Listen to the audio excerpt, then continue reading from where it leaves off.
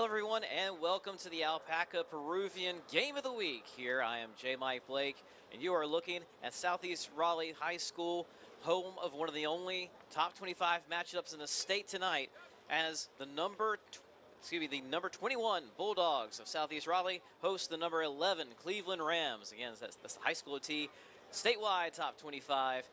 A lot of conference championship implications on the line tonight. Cleveland 3-0 in league play. Southeast Raleigh 3-1.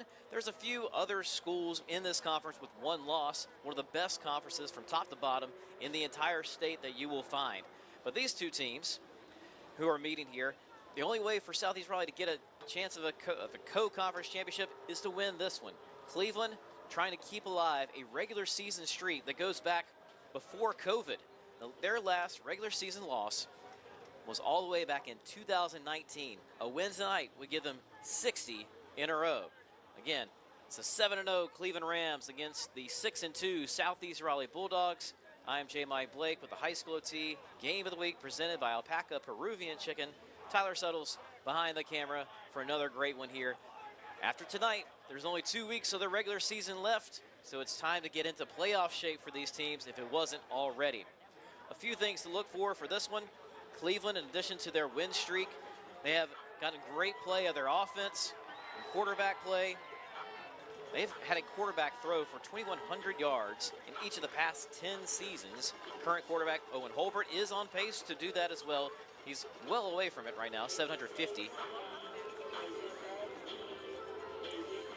And then on the other side, Southeast Raleigh, you got such a talented offense. Their defense, however, has been stepping up time and again. Actually, over the last several years, the only times that they've allowed more than 49 points has been Cleveland. 4 of the last 5 times that someone has scored 49 or more points on this Southeast Raleigh defense, it's been these Rams that we're looking at tonight.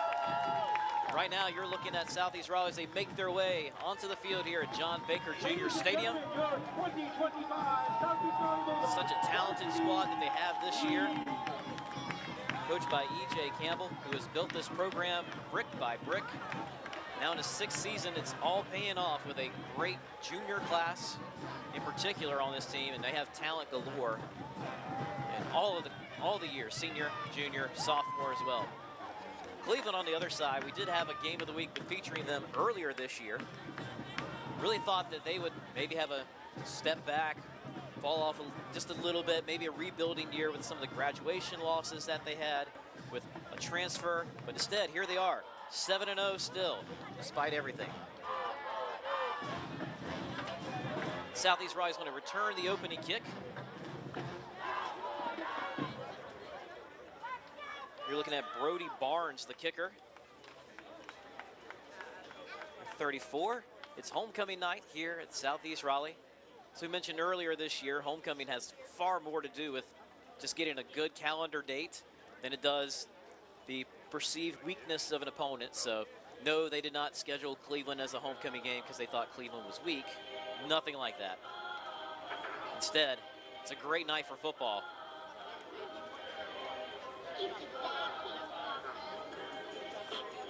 Number 5, Freeman. Number 26, Hamilton back into the Bulldogs. Barnes on kickoff for the Rams.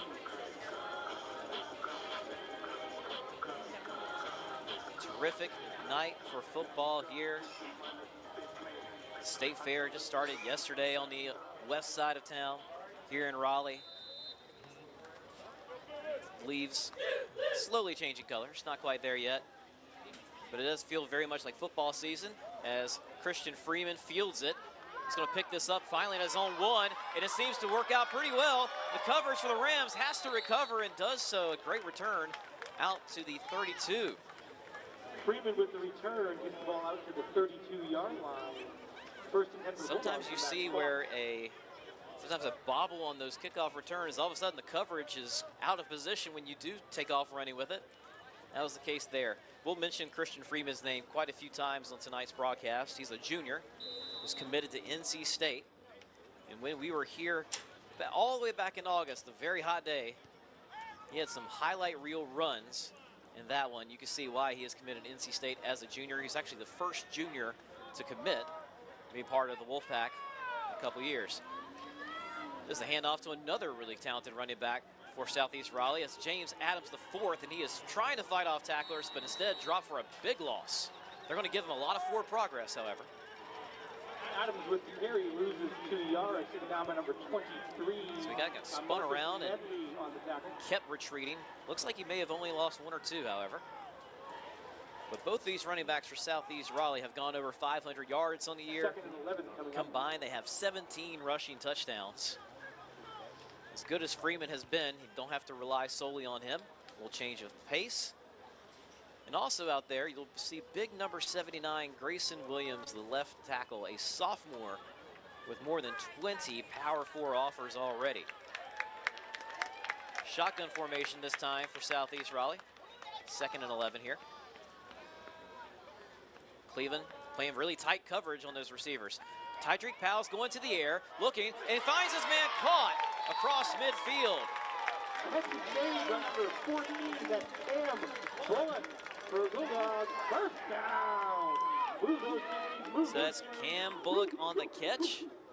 He gets all the way over to the 42-yard line, so that's a pickup of 27 yards. Got him on the back shoulder there. Again, Cleveland playing really close on that coverage. Doesn't work out for them. Now, new set of downs. The handoff is to Freeman. Oh, he's moving his way through. Big time run on 1st and 10. They're going to move the chains and do it again. Did not mean for that to rhyme, but it did, folks. So from the 42, they get inside the red zone, down to the 19.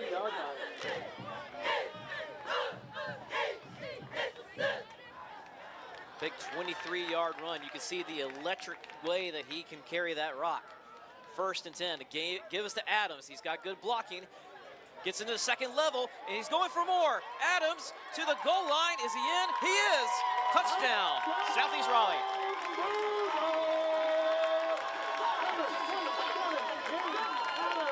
How about that for a quick answer, or a quick opening statement, I should say. 6-0 Bulldogs. 10-10 on the clock. That was only 4 plays on that drive to go from their own 31 all the way in. So 4 plays, 69-yard drive. It only took 1:50 from this one. Kick is on the way and good. And it's good.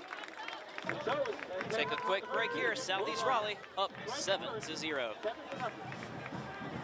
Raising kids is a roller coaster. Sometimes you laugh, sometimes you cry, but most times you wonder how your kid turned out so well.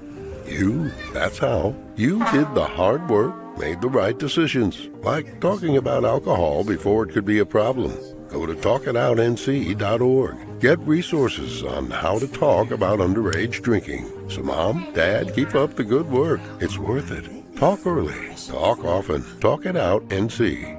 Are you craving chicken? Download the Alpaca Peruvian Chicken app to gain access to exclusive offers and earn rewards by eating the food that you love.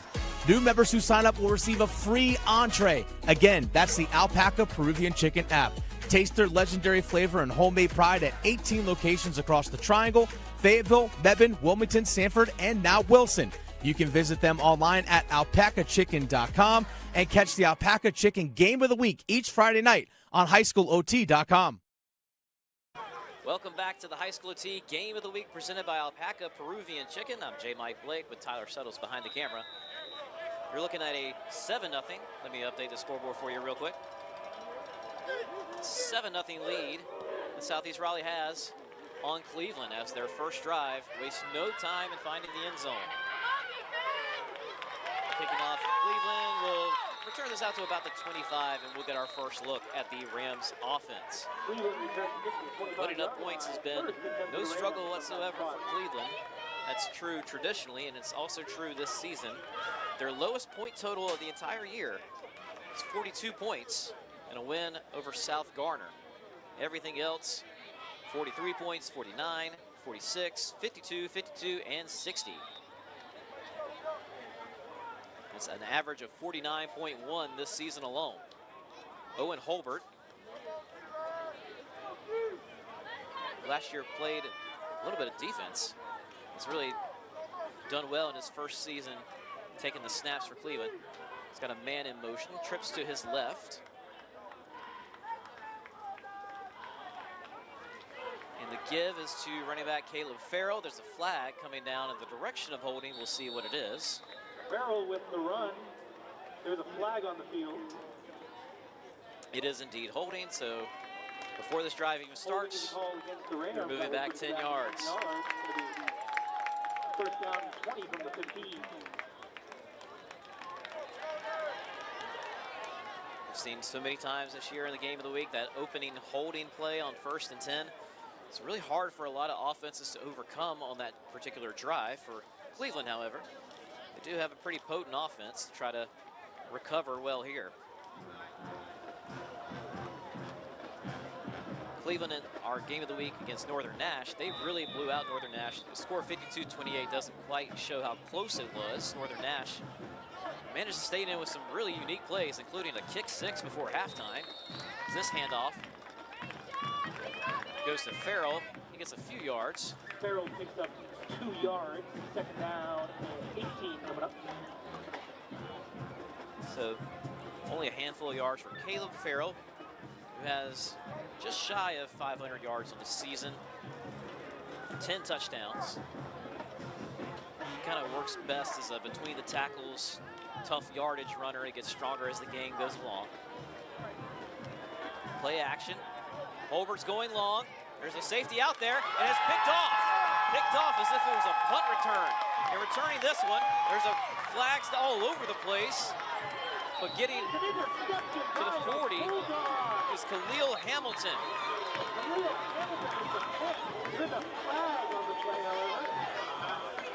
Hamilton was the right place on that coverage, playing high. Holbert probably thought he had one-on-one out there. Instead, Southeast Raleigh is right back in business.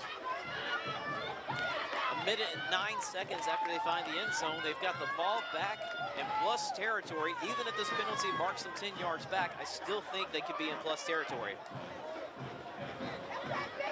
Not a very ideal start for Cleveland, a perfect start for Southeast Raleigh.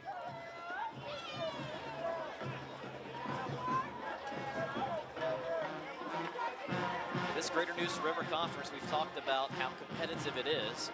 Clayton is 3-1 in the league. They lost to Southeast Raleigh. Southeast Raleigh also 3-1 in the league. They lost to Garner. Garner 2-1 in the league. They lost to Cleveland. Cleveland undefeated in the league. Only thing keeping us from complete chaos, where we could potentially have 4 teams with 1 conference loss. Have to check to see who Garner and Clayton played tonight. I believe Clayton's on a bye, however. They're talking about this penalty. Their flags came in from all over into one centralized spot. Typically, that's a block or a targeting on a return, blindside block, which is a penalty in high school. I didn't see it in that direction. I was trying to look more towards Khalil Hamilton, the sophomore, who again fielded that like a deep punt.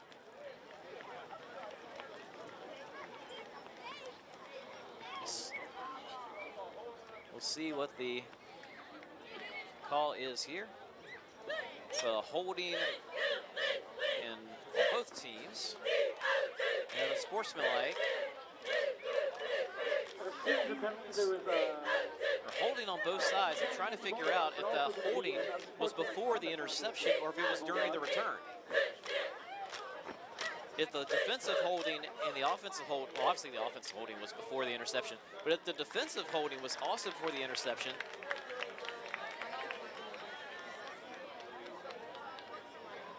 we're really trying to figure it out here, but that could possibly be offsetting penalties, which would wipe out the interception. Still trying to get it figured out. It would be really big. Holbert's only thrown 4 picks this year. That would be number 5 if it stands. Holbert, 14 touchdowns, 4 interceptions, 103 out of 152 passing on the year.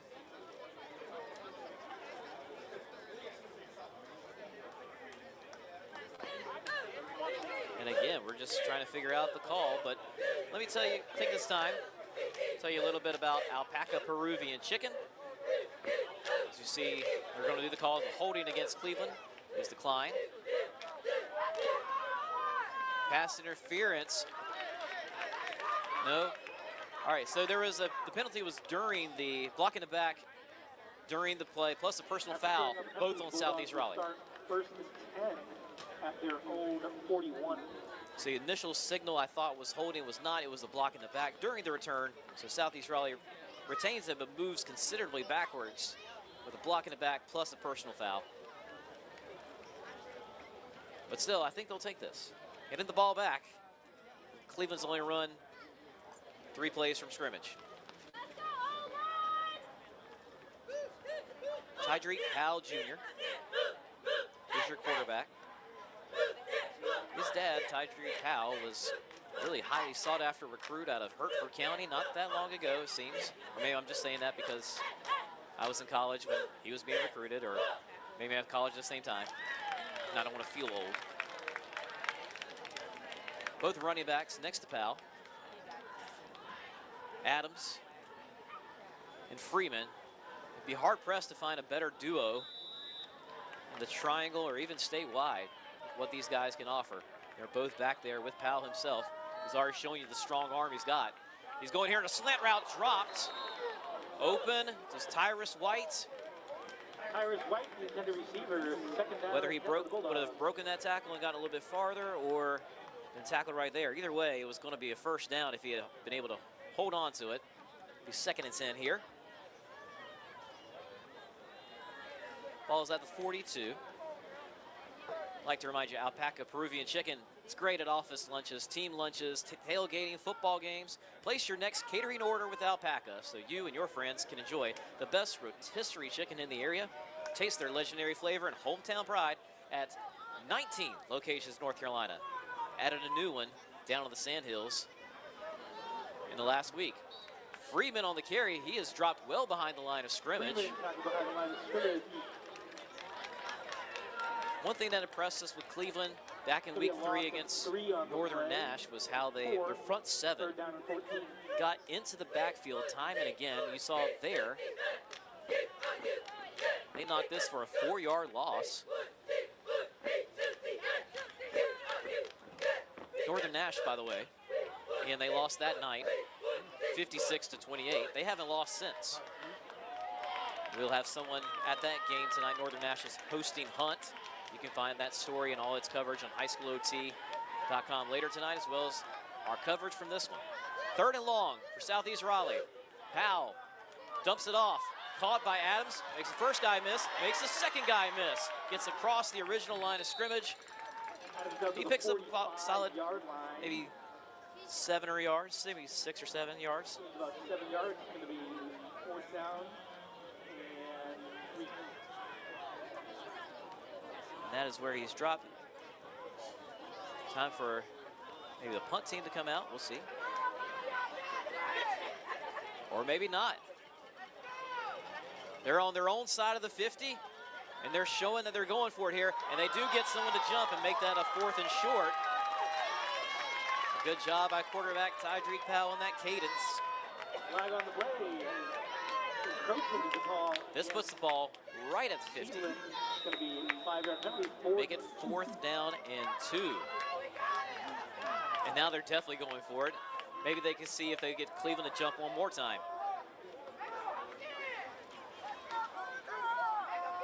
Where does Southeast Raleigh go when they need a first down and they got 2 yards to get it?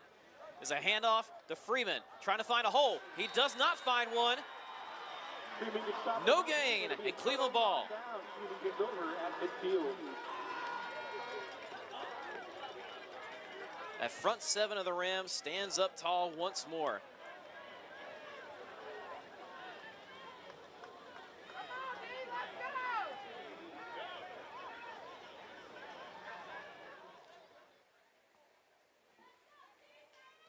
So Cleveland, they don't have to pay too much for their interception earlier. They're right at the 50, 1st and 10. Holbert's running the option here. He's going to keep it himself. Close to first down, about 7 yards or so.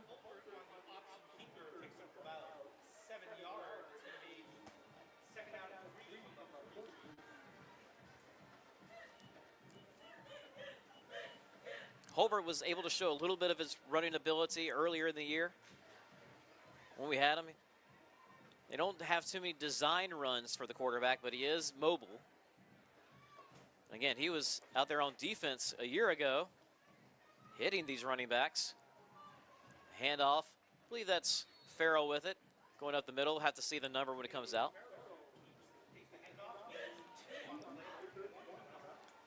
Even under the bright lights, a little hard to see those light blue numbers on the white jerseys, but it is indeed Farrell. He needed 3, he got 2. 3rd and 1 coming up.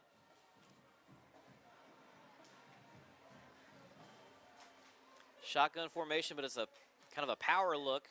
Trips are bunched tight to the left of Holbert. He drops back the pass. He's under pressure. He's going to have to escape a sack. Now he throws it.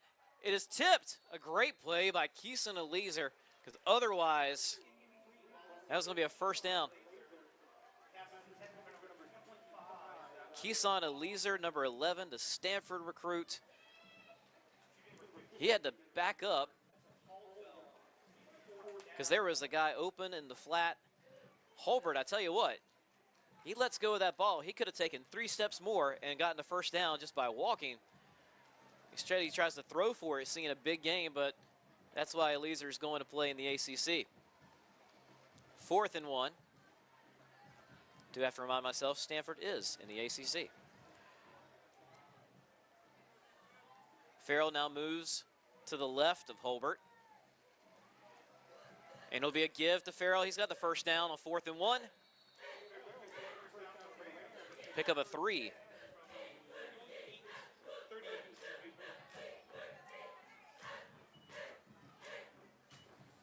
So we have seen both sides going for it on 4th down in the first quarter. Gotta love that. The urgency, the knowing that the other side is going to be in this game for all 4 quarters. You got to make the most of your opportunities now. Holbert is now throwing. He's got one-on-one coverage out there. A little too far, just a little too far for Christian Clark. Pass also seemed to sail out of bounds, so I don't think it was catchable. Holbert 0 for 3 to start this game.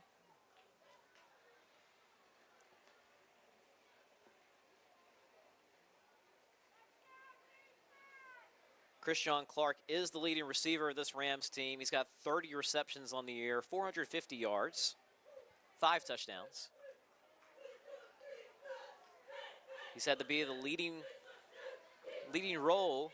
Again, Cleveland's offense from last year, a lot of skill players are different quarterback. Some guys graduated, some guys transferred, yet here they are. 2nd and 10. Keeping it himself this time.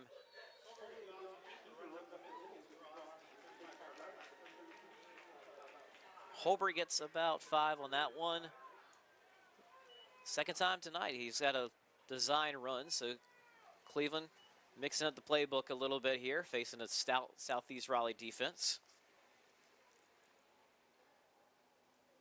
Southeast Raleigh has challenged itself in its schedule this year. Its 2 losses are by a combined 10 points to Garner and Cardinal Gibbons. No shame in hanging with those teams.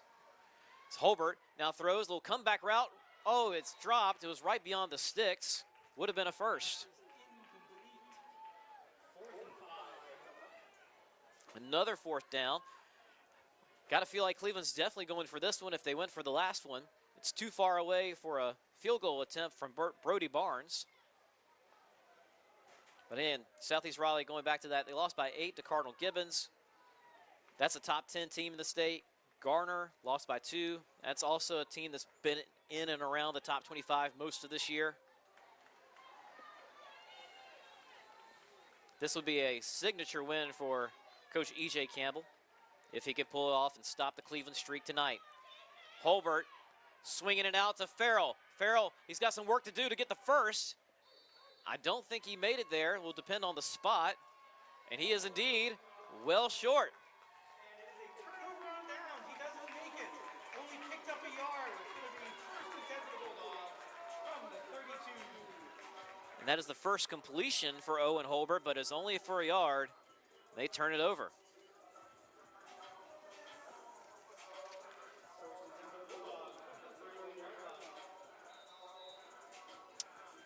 And folks, this is a big game, and just like winning a big game, preventing underage drinking takes teamwork. Parents and teens can visit talkitoutnc.org for resources on how to start the conversation about the risk of underage drinking. Join Talk It Out NC to cheer for safe, smart choices.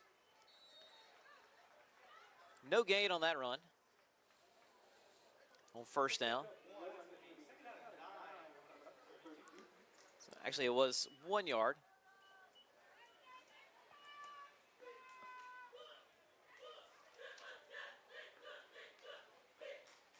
What's up? Freeman back there. 1 yard there for Christian Freeman. That's his fourth carry.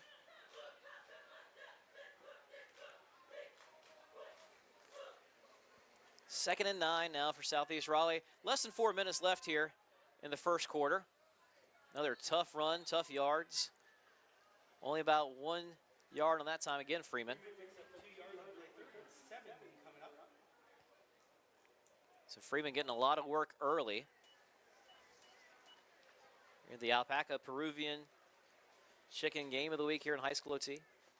So Alpaca Chicken actually feeding both teams before every game of the week this year, or after if they so choose. Great thing from our sponsors.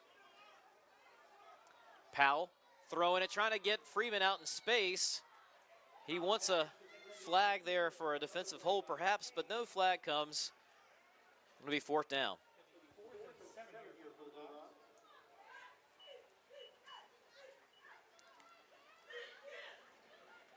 Not a bad idea. Maybe a second longer holding onto that ball before releasing it could have been enough to time it up just right. But instead, in to punt this one away is Tolu Adewumi.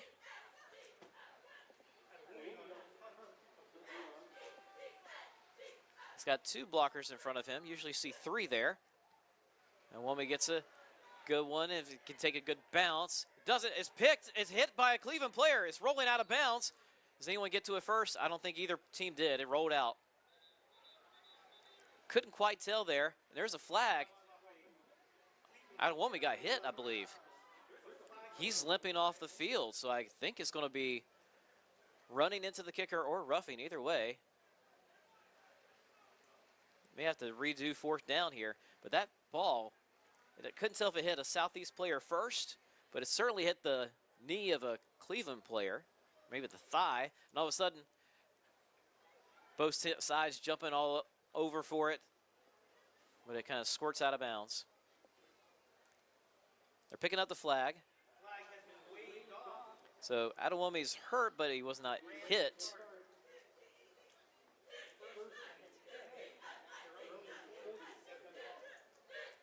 Cleveland started this last drive at the 50. This one's only 3 yards behind it at their own 47. 3:03 left here in the first quarter between these two. Top 25 teams. That's all classifications.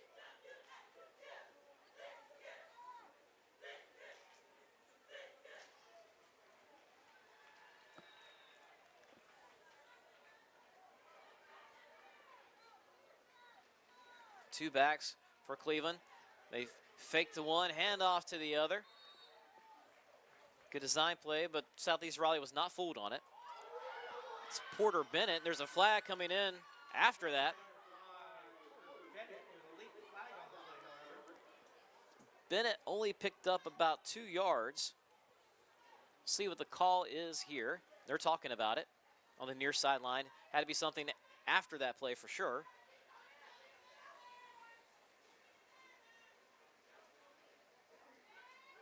Bennett is a good change of pace back for them. They almost divide up the carries evenly in the game that we saw earlier this year, but since then, Caleb Farrell has emerged as the go-to back for this Rams team.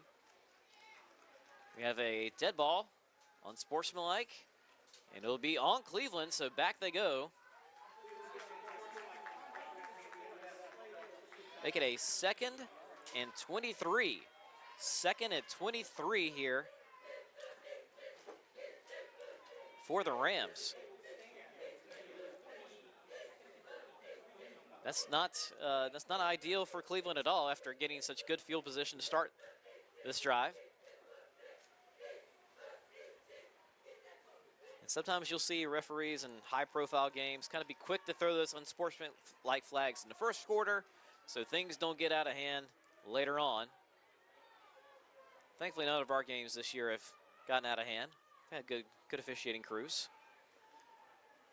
Knock on wood.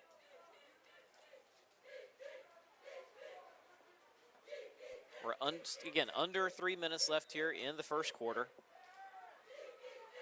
Cleveland's 59-game regular season win streak on the line here. John Baker Jr. Stadium. Holbert trying to see if getting a little late release down that sideline. Chrisard Petaway, but it's incomplete.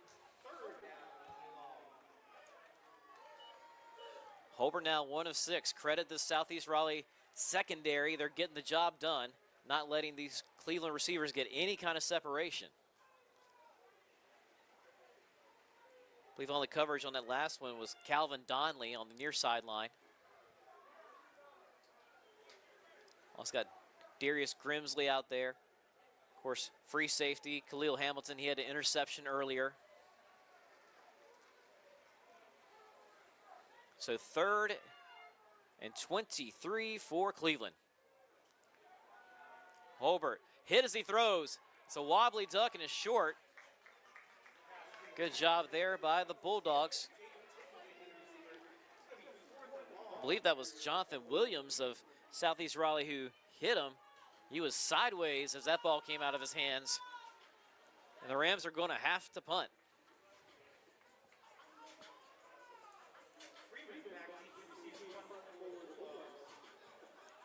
Brody Barnes handles all the kicking duties.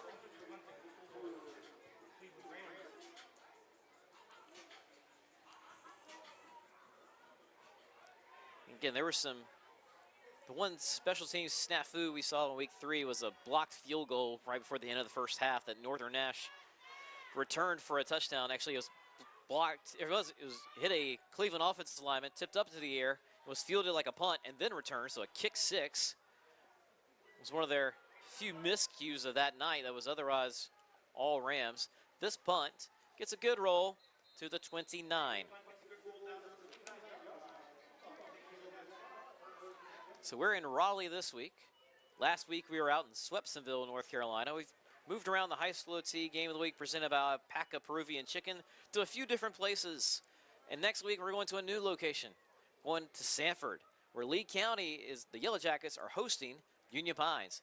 Again, that's next Friday, 7 p.m., live from Lee County High School, Paul Gay Stadium. The high school OT game of the week presented by Alpaca Peruvian Chicken. One of the bigger stadiums in the eastern half of the state. If you haven't been to Lee County High School out in Sanford, the Brick City. Powell throwing here a first down right through the hands of his intended target. That was Adam Saunders. That's at least the second drop for Southeast Raleigh. They've had some separation. Receivers are getting open. It's almost like the ball a little slick on that one, but no harm. These balls have not been tipped up for the defense to get to it. Something to keep in mind here.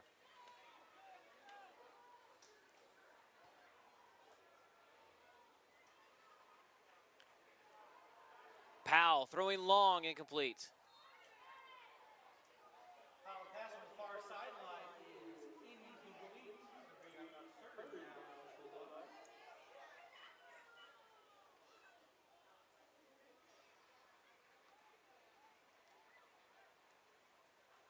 So Powell is now 3rd and 6 here.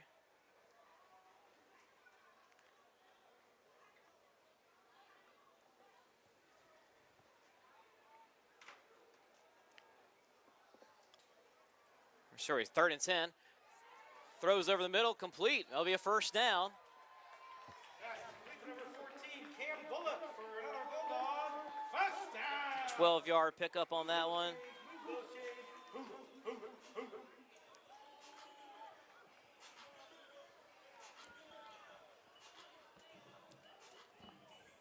Take a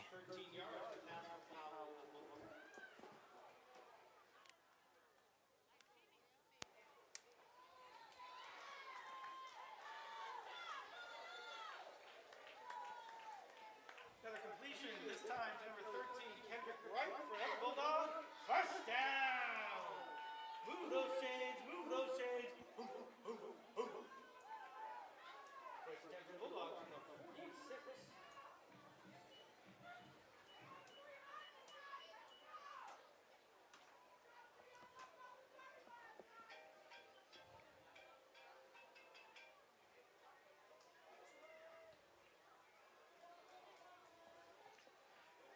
Powell throwing over the middle and caught.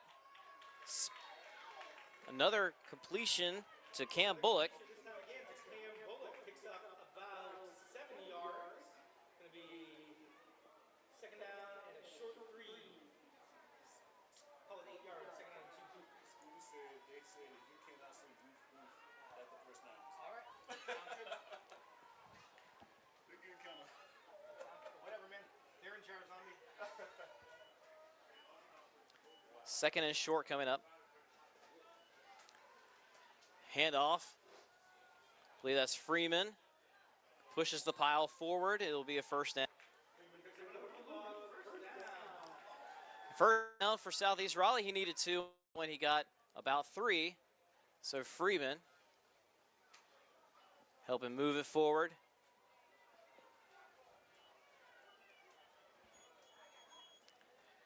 New set of downs for Southeast Raleigh. It's a nice long drive, less than 30 seconds left here in the first quarter. There's a penalty flag. Offside on Cleveland. We'll move it forward. The Rams going to be first and 5 now from the 31. So make that first and 5.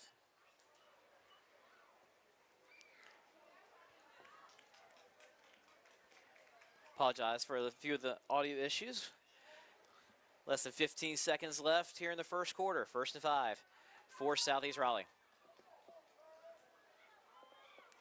Powell dropping back. He's got one-on-one out there on the outside. Caught inside the 5. Or inside the 10, make it. 0.2 seconds.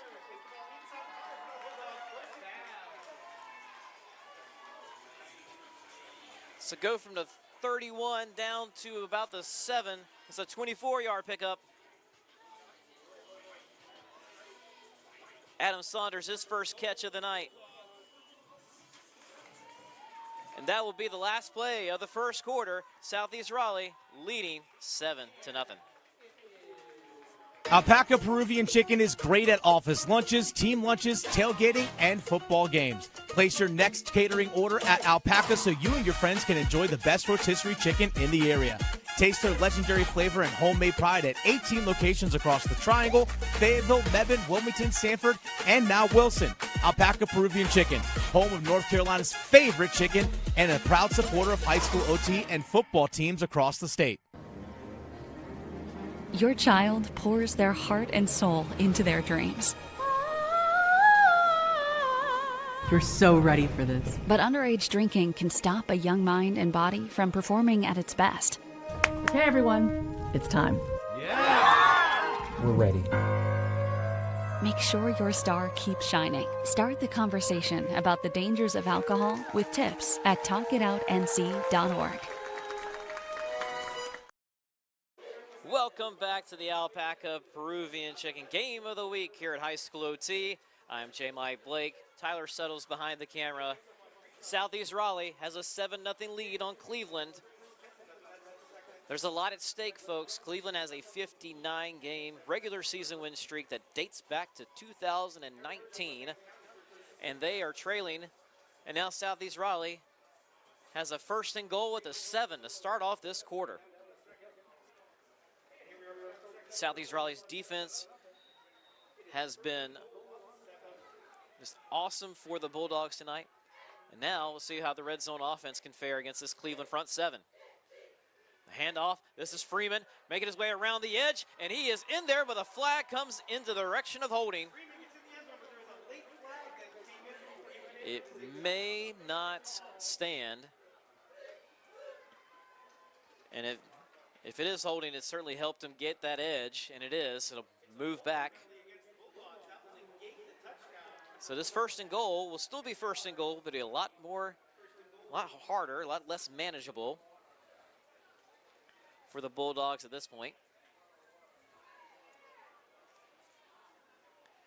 So it'll be a first and goal from I believe the 17 if they mark it off 10 yards from about the line of scrimmage.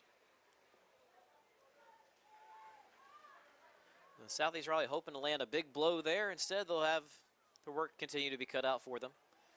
But on that play that got the ball down inside the 10, that was a great look there from Tydreek Powell. This year he's at 18 touchdowns and only 5 interceptions. He's thrown for almost 1,600 yards. Tonight he went over that mark. He had one-on-one coverage with this guy, Adam Saunders. Put the ball in perfectly. They may have to go to the air now, and he will. Powell pump fakes, keeps it, tucks it. He's going to run. Inside the 10, he ducks out of bounds. He may have picked up the 10 yards they lost on that penalty. Powell keeps the ball, runs for about 10 yards. Steps out of bounds. The referee is standing at the 7, possibly the 8. So second and goal, looking a little bit more like where they were originally. And no surprise also that at first and goal run, they were running behind big number 79, Grayson Williams. He's a player that even last year, we at high school at T were talking about as one of the best freshmen in the state. The give, Freeman's going the opposite direction. There's a host of Rams. He's going to have the reverse field. He cannot do it.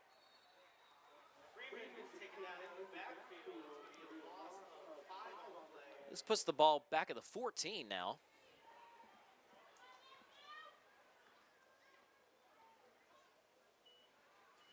And again, credit the Cleveland front seven. They have come to play tonight. Both defenses really have. That first drive from Southeast Raleigh was the most in rhythm and without any sort of setbacks of any drive we've seen tonight. They only needed 1 minute and 50 seconds to put it in the end zone to start off this game. Since then, it's been a defensive battle. Powell trying to get Southeast Raleigh back on the board, looking to the end zone. It falls incomplete, kind of in the middle of a few defenders, no one in particular. Fourth and goal now for the Bulldogs. Powell now 6 of 11 passing. Fourth down. Depends on your confidence in field goal unit as the year goes along and what you want to do in this situation.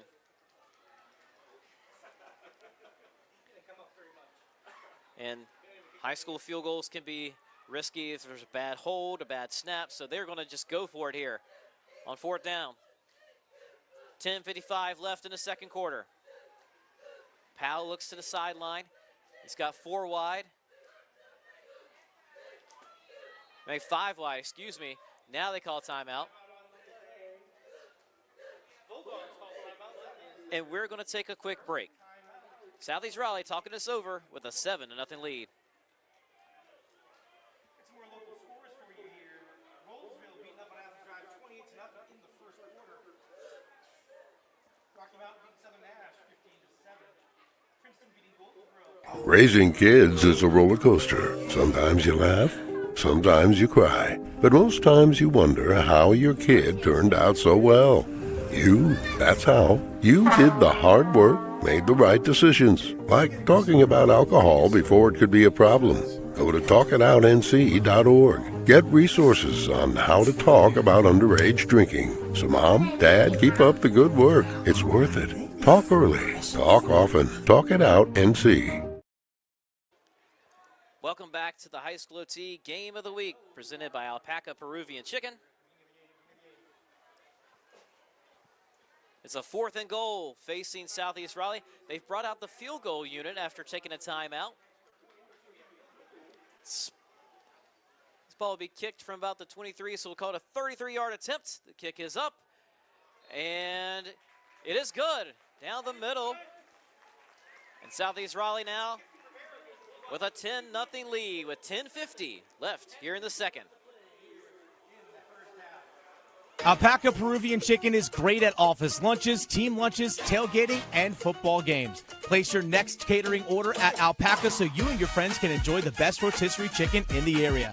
Taste their legendary flavor and homemade pride at 18 locations across the Triangle, Fayetteville, Mebane, Wilmington, Sanford, and now Wilson. Alpaca Peruvian Chicken, home of North Carolina's favorite chicken and a proud supporter of high school OT and football teams across the state. Your child pours their heart and soul into their dreams. You're so ready for this. But underage drinking can stop a young mind and body from performing at its best. Okay, everyone, it's time. We're ready. Make sure your star keeps shining. Start the conversation about the dangers of alcohol with tips at talkitoutnc.org. Welcome back to the high school OT game of the week. Southeast Raleigh 10, Cleveland nothing. 10:50 left after that Jaden Rivera field goal was true from 32 yards. And now a good kickoff. And Cleveland will have to settle for a touchback on.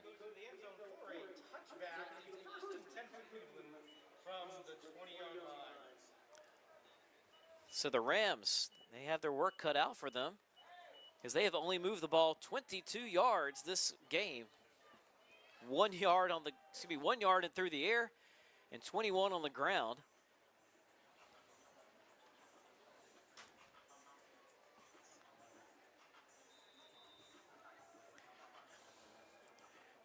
Facing what I imagine is one of the larger deficits they've faced in the last couple of years, even though it is only 10 points.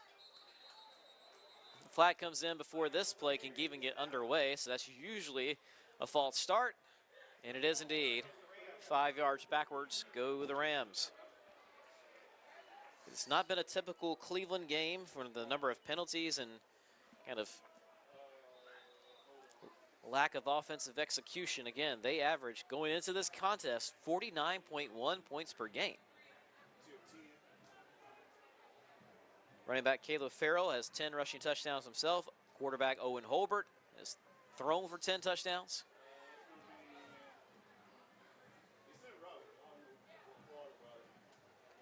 Holbert under pressure and sacked for a big loss.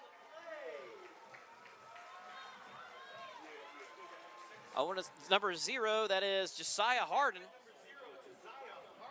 Wow. So they're already backed up 5 yards on the penalty. Now they're backed up a good 10 more. They've got to make it to the 30 for a first down. And they've got this ball, I believe, back at their own 5-yard line. That drops the total yardage for Cleveland down to 12. Handoff, and a big gain up the middle, and he could go! Oh my goodness! Can he make it 95 yards? It's going to be a foot race to the end, and I don't know if he's going to make it. Drop down inside the 20. Unbelievable. Caleb Farrell.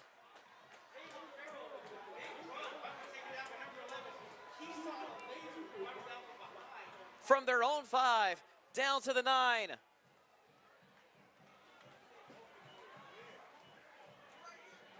$86 yards.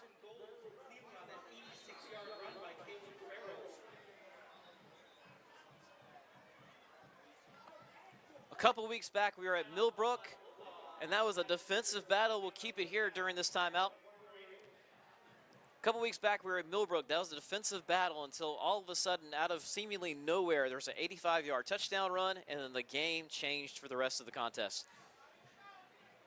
Before that play, Cleveland had 12 yards of total offense. They get 86 on a run. And now I think that has changed it. Ball game on. Cleveland's here. They're inside the red zone. They're inside the 10. Just an unbelievable result of what looked like just a play you want to get a few yards on, maybe get out of the shadow of your own goalpost. It was for much, much more than that. Caleb Farrell, man, what a time to break out. Now tonight you're going to see all these scores going up on high school OT's Talk It Out NC scoreboard. That's the most accurate and up-to-date scoreboard in the entire state. Go there first for your scores tonight. And then after that, you've got the high school OT post-game show presented by Talk It Out NC. Evan Moesta, Joel Bryant. I will be on there to talk about this one. Looks like we're going to have some stuff to talk about for sure. First and goal at the 9. Holbert keeps it himself around the left side. He is met and tackled after a gain of a few.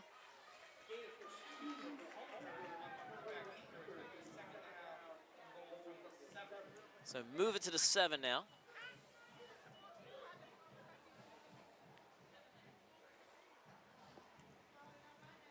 Also, that long 86-yard touchdown, or not touchdown, excuse me, 86-yard run. You know who caught him? Keeson Eliezer, an edge rusher. That is why he's going to play Power 4 football. An edge rusher hawking down the other team's good running back. Holbert throwing over the middle, looking for his tight end. Would have been a tough grab. Wyatt Caldwell was the intended target. And they love Caldwell in the red zone. He's a typical tight end red zone target. That's the first time we've called his name so far.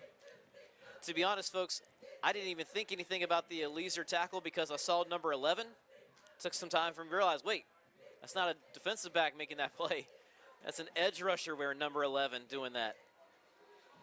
3rd and goal. Could be a touchdown saving tackle if they keep Cleveland out of the end zone here. Man in motion for the Rams. Holbert's going to roll out to his right.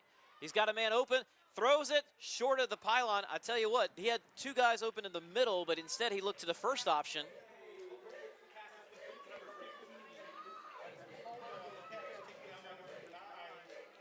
There's a few other options there.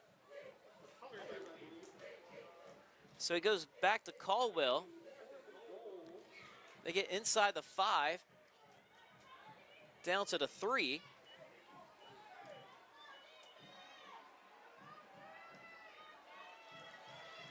And Cleveland going for it on 4th down. Everyone's going for it on 4th down.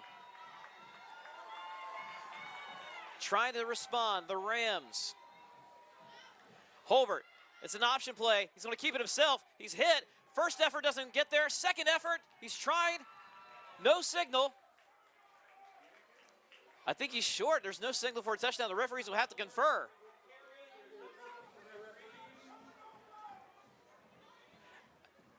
I don't have the best angle, but I did not think he made it.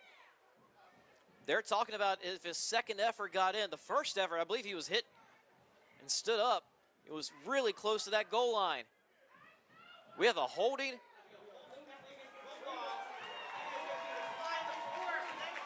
He didn't make it. He did not make it. It would not have mattered anyway. There's a holding penalty. That's what they had to talk about.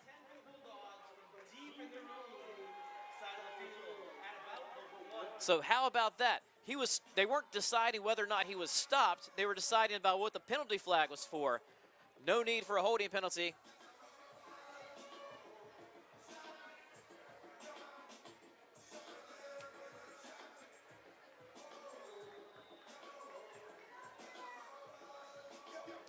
Southeast Raleigh from their own 1.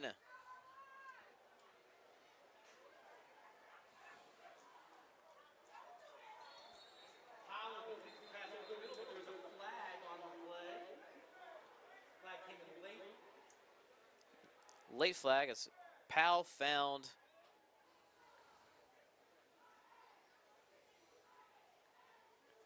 I think it's number 14 that he caught the pass. It was Cam Bullock. Face mask on the play.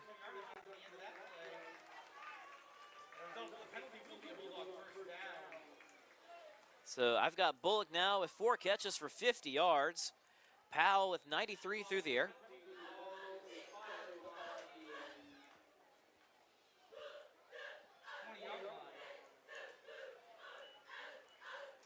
So that will certainly help Southeast Raleigh feel a little bit more at ease here. The handoff to Freeman. It's tackled for a short gain.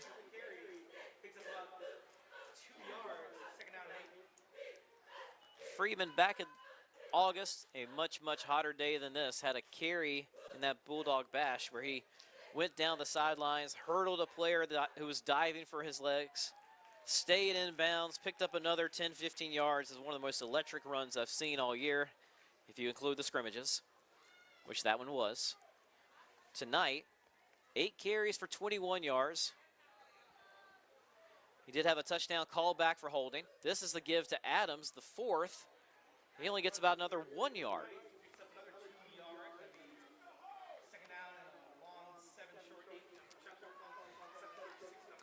A little less than 5 yards per carry right now for Southeast Raleigh. 49 yards rushing as a team on 12 attempts. It's 3rd down. We're under the 6:45 mark left here in the second quarter. And halftime. We'll have a halftime show. A lot of long halftime here on homecoming night, so we'll do high school T halftime show where I'll talk with Evan Moesta and Joel Bryant about what's going on in this game and others around the state. So stay with us at halftime. A little dump off over the middle. It's going to be a 1st down. That has been open time and again for Southeast Raleigh. At that time was number 13.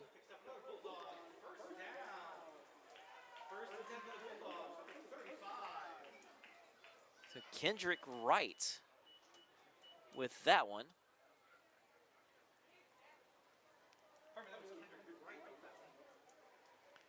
Little 7-yard pickup. That is a little safety valve. Has been money for Southeast Raleigh tonight. And speaking of money, here's Christian Freeman. Spin move, gets the 1st down.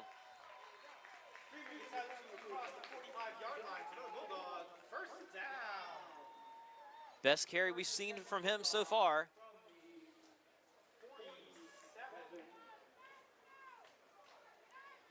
There's a flag on the play near sideline, and it looks like it will cost Southeast Raleigh, yet they are moving back.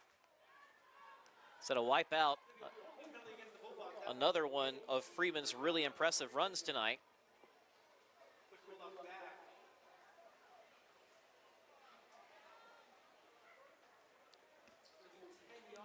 So I believe it will still be 1st down, but it'll be a little bit longer.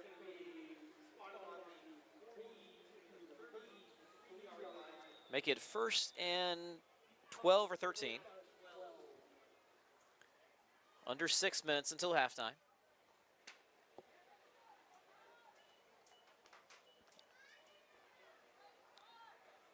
Tonight on Football Friday on WRAL, if you're in the WRAL viewing area. Now Chris Lee, as Adams catches this, he's flinging out. There's going to be a flag for a blindside block that'll bring this back, despite Adams making some guys miss there. The WRAL Football Friday featured game is a Bull City rivalry as Hillside is visiting Southern Durham. That'll be at 11:15 tonight. At 10:15 tonight, you've got the post-game show with Joel Bryant and Evan Moesta. They'll hear from media members across the state at all the biggest games, including this one. The high school team post-game show presented by Talk It Out NC, live tonight at 10:15 p.m. on highschoolot.com. So 2 holding penalties on back-to-back plays, not helping out Southeast Raleigh here, but they do still have a 10-0 lead after a goal line stand. Powell throwing, incidental contact, but no flag.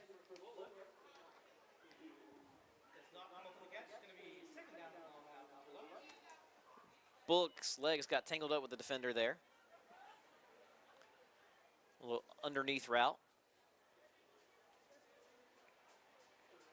Southeast Raleigh next week has a bye, and then they conclude the regular season at home on October 30th. That's a Thursday against South Garner.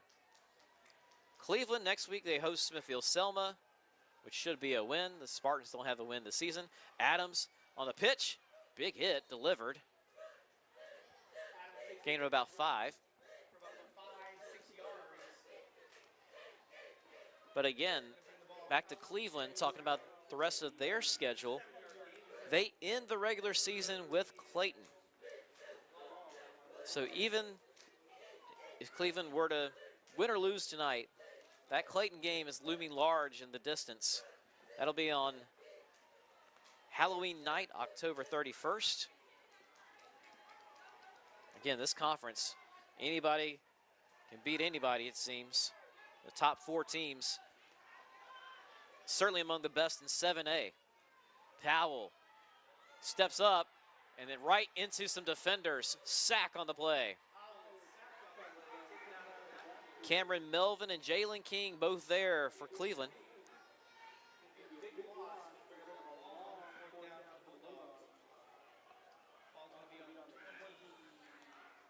The punt team coming out for Southeast Raleigh. They did eat up a lot of clock, it felt like, despite not moving very far. They started at their own 1-yard line, however. So we'll take the goal line stand and being able to kick it right back to the Rams. Cleveland got a decent rush last time without sending too many people. We'll see what they do this go round. Again, only 2 backs back there to protect the punter. Low snap. Blocked! Blocked! The ball is loose. It's going to be, it doesn't matter who picks it up, because it's going to be Cleveland ball anyway. Inside the 10.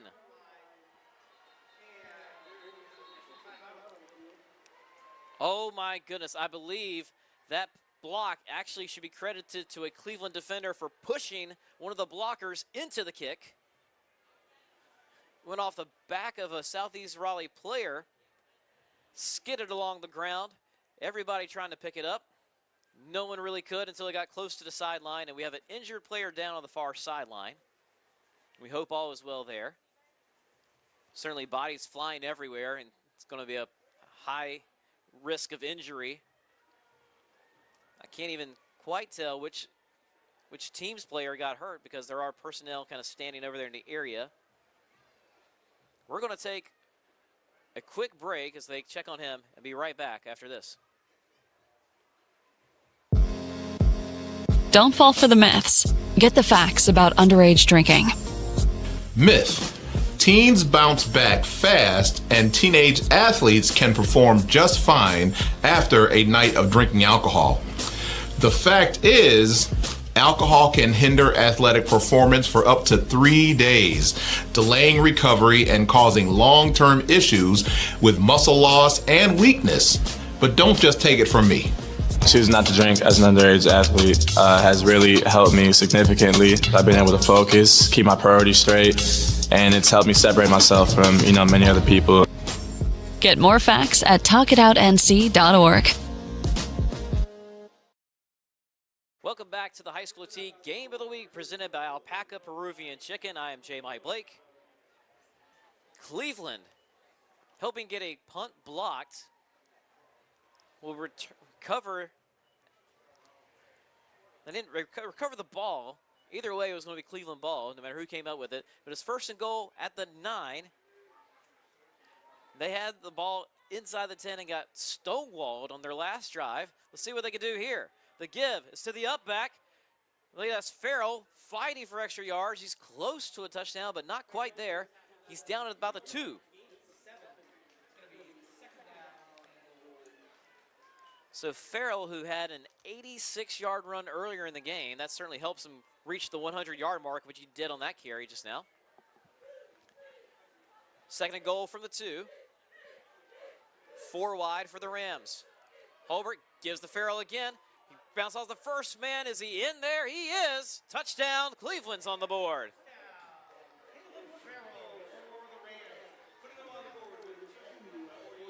2-yard run by Caleb Farrell on his 6th carry of the night. And the Rams are an extra point away from making this a 3-point game. 2:48 left here until halftime. That was huge for Cleveland. And not had too many things go right offensively. They show for a 2-point conversion they'll do this and kind of swing out of it if they don't like the look that they get. So now this is Brody Barnes to kick the extra point. Flag on the play, I believe. Offside Southeast Raleigh, so let's move a little bit closer if they so choose. Declined. They don't want to set up, have to reset up the extra point again, so.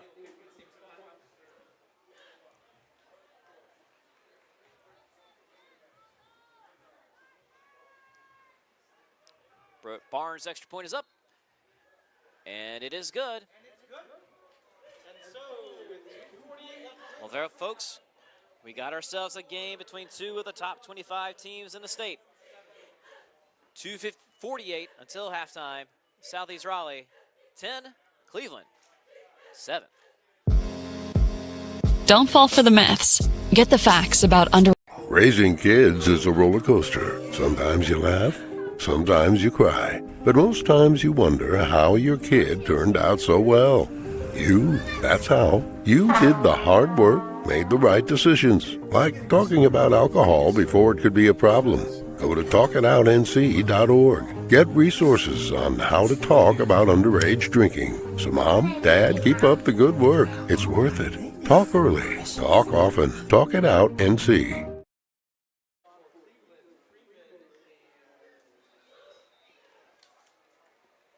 Welcome back to the High School T Game of the Week.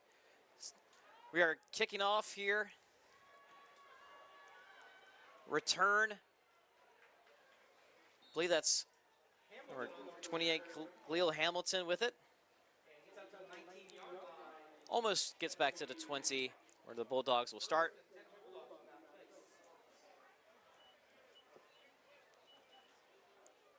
So Southeast Raleigh, it was a tough ask of them to try to move the last drive out of their own 1-yard line. They had to stop Cleveland at the goal line on a 4th and goal, get the ball back. A few penalties kind of threw off that drive. Then they had to punt it away, and it got blocked, and Cleveland basically had a do-over inside the 10, and they made good on that one. 1st and 10 for Southeast. Powell going to the air. He's got his man open. Cam Bullock has been a sure-handed target for Southeast tonight. They've certainly found a little bit of a soft spot wherever Cam Bullock goes.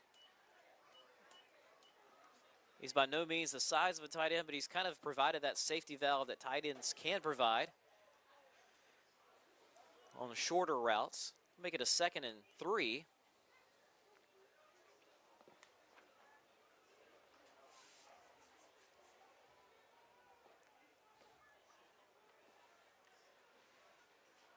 Slinging it out. This is Freeman catching it on the run.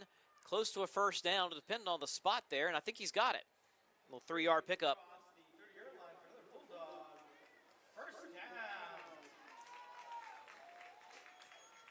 Freeman's first catch, although I tell you, that swing pass they do is almost close to a lateral. If Freeman had dropped it, I don't know what the referee would have found it to be. Clock is not on the side of Southeast Raleigh. If they're trying to get some points on the board before the end of the first half, they do have a lead, so you don't want to do anything too crazy. Powell is going long, 1-on-1 coverage, coming back inbounds. Trying to get that one was Tyrus White. There's good coverage by Porter Bennett of Cleveland. It's also the number 2 running back for the Rams. So he's 2nd and 10. Powell now 10 of 17 passing today.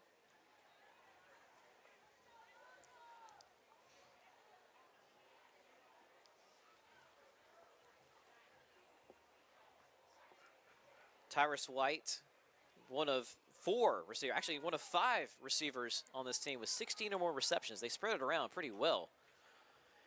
Powell going back to Bullock. Good play. Here comes the flag. Marcus Medley is going to be shocked that he's been flagged on this one. He thought it was a clean play. I've certainly seen those not get flags. But one thing they don't like is if you're kind of all over the back of a receiver, you got a hand in there. They say there's too much contact before the hand got in there, and that pass interference will give Southeast Raleigh a first down with 1:21 left. 1st and 10 coming up. Remember, at halftime, we'll take a quick break, and then Evan Moesto will kind of take you through some of the action that's going on across the state, as will Joel Bryant. I'll join them, talk about this one, some of the observations that we can make after one half of play. Right now, Southeast Raleigh trying to add a few more points. Bullock catching it, got a good block in front of him, picking up some good yardage inside the 35 from their own 45. A lot of Southeast players are standing as if they see a flag. They do. It's in a direction of downfield holding. We'll see if they've been whistled for it. If the play were to stand, it's a 20-yard pickup. Referee has got the ball at right at the 35 in plus territory.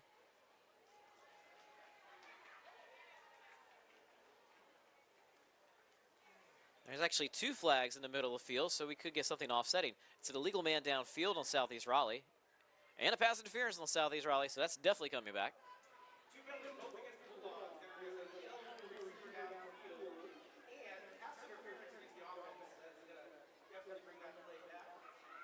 Clock is now down to 1:12 before halftime. Homecoming here, Southeast Raleigh. They announced earlier that the 2015 class is here, celebrating its 10-year reunion.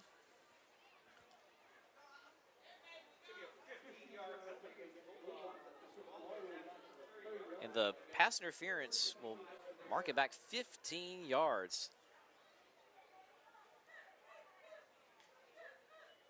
So a 1st and 25 coming up here.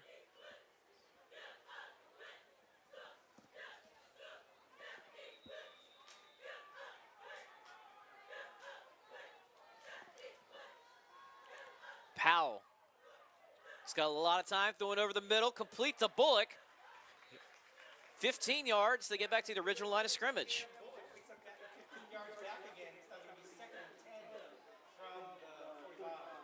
I tell you, it is tough for them to figure out where Cam Bullock's going to be every play.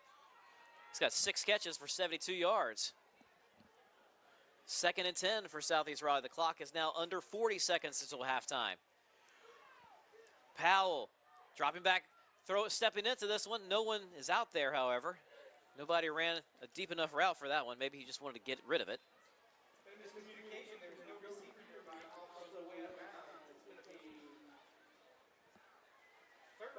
Make that 11 out of 19 on the night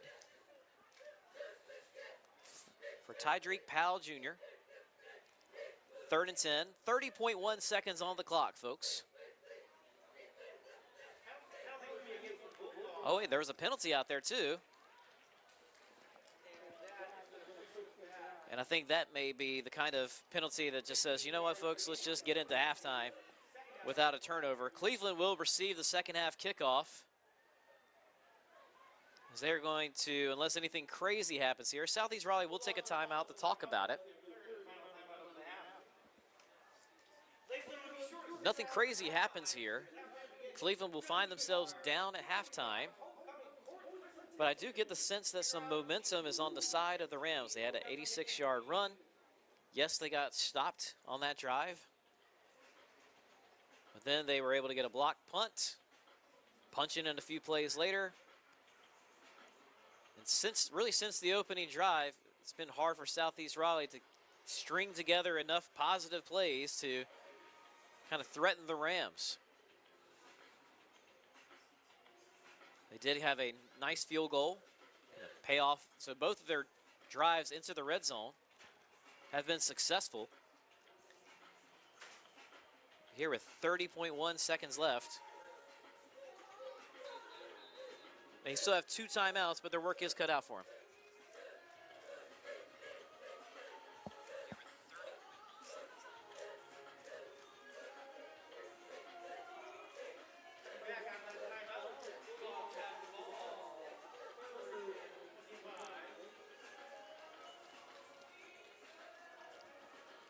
So Southeast Raleigh just had a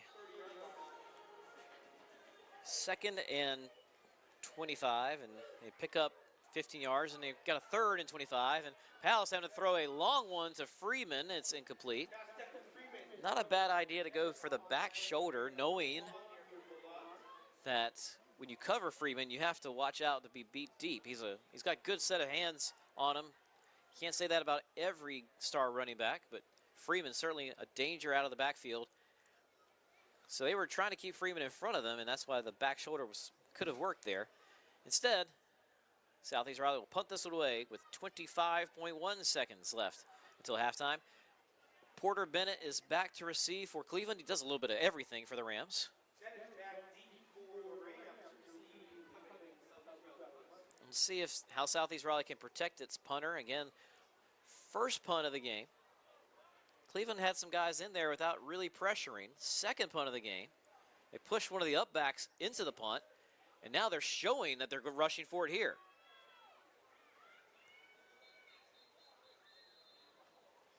There's I believe a timeout or a flag. We'll see. The whistle blows. Delay of game. We'll move this 5 yards further back. 4th and Garner here for Southeast Raleigh.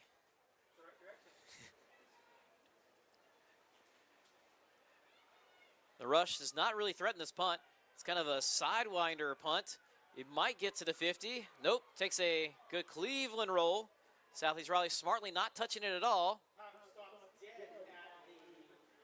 So it was blown dead with 14.3 seconds left. There's a tendency sometimes when the ball takes a bounce for the other team to jump on it as quickly as possible, but really the clock is the biggest thing that matters for Southeast Raleigh, so they smartly did not touch that at all.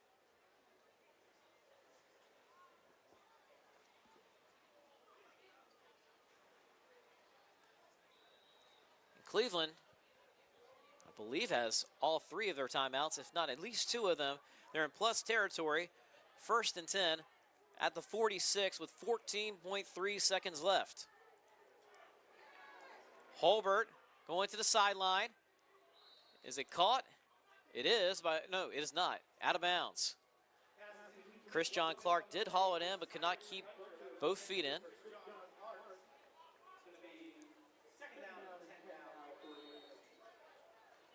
So 8.7 seconds left, and I tell you, it's tough to take the top off of the Southeast Raleigh defense. Cleveland only completing 20% of their throws right now. 2 of 10 for 5 yards. I'll say that one more time. 2 of 10 for 5 yards is the passing total right now for Cleveland. Only down 3 because of everything that was set up by that really long drive.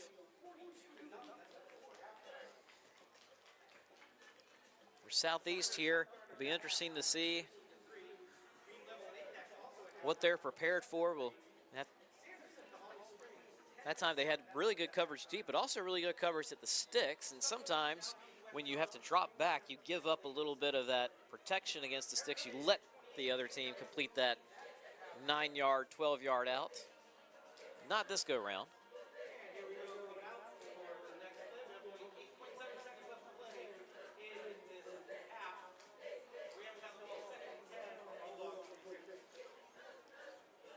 Again, 8.7 seconds, only time enough for maybe one quick out and the Hail Mary. We'll see what the Rams have in store. Holbert going, looking for Petaway, I believe. That's, yeah, Chris Shard Petaway. He was open, a little bit too far for him. 4.8 seconds left. And this is where you can see a big heave into the end zone. But Cleveland's going to take another timeout to talk about it. So the clock did not stop, but they nonetheless will take a timeout just to get on the same page for this last heave.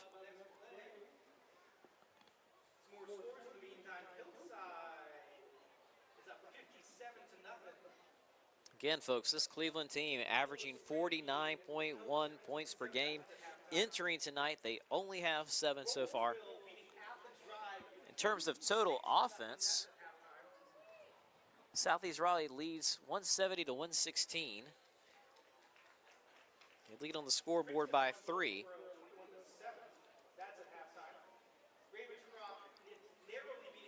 Now, we talked about the conference championship race. There's a good change, I believe, a positive change, which is that conference champions don't get an automatic 1 seed into the playoffs. Everyone's going to be seeded by RPI no matter where they finish in the conference.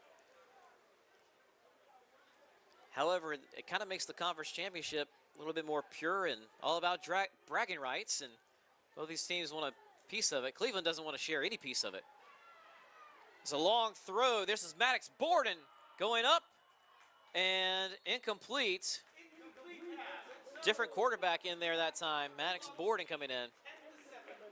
And that will do it for the first half. Southeast Raleigh 10, Cleveland 7. Raising kids is a roller coaster. Sometimes you laugh, sometimes you cry, but most times you wonder how your kid turned out so well. That's how. You did the hard work, made the right decisions, like talking about alcohol before it could be a problem.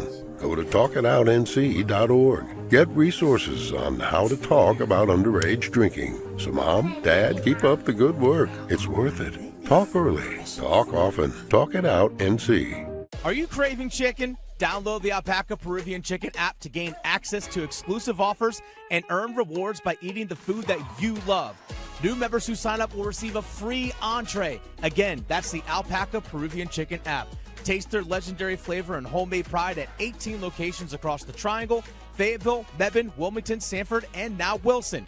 You can visit them online at alpacachicken.com and catch the Alpaca Chicken Game of the Week each Friday night on highschoolot.com.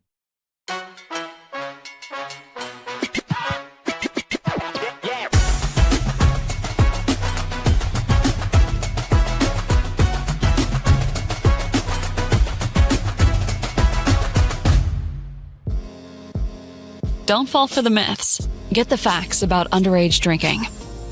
Myth: teens bounce back fast and teenage athletes can perform just fine after a night of drinking alcohol. The fact is, alcohol can hinder athletic performance for up to 3 days, delaying recovery and causing long-term issues with muscle loss and weakness. But don't just take it from me. Choosing not to drink as an underage athlete has really helped me significantly. I've been able to focus, keep my priorities straight, and it's helped me separate myself from, many other people. Get more facts at talkitoutnc.org.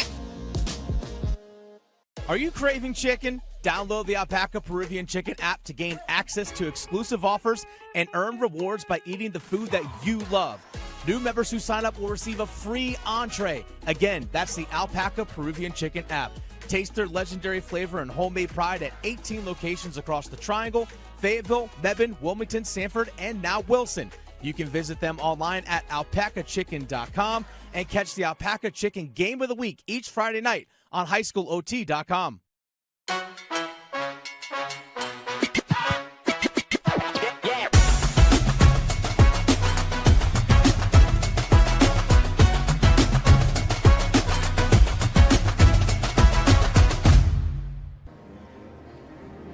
Your child pours their heart and soul into their dreams. You're so ready for this. But underage drinking can stop a young mind and body from performing at its best. Okay, everyone, it's time. We're ready. Make sure your star keeps shining. Start the conversation about the dangers of alcohol with tips at talkitoutnc.org.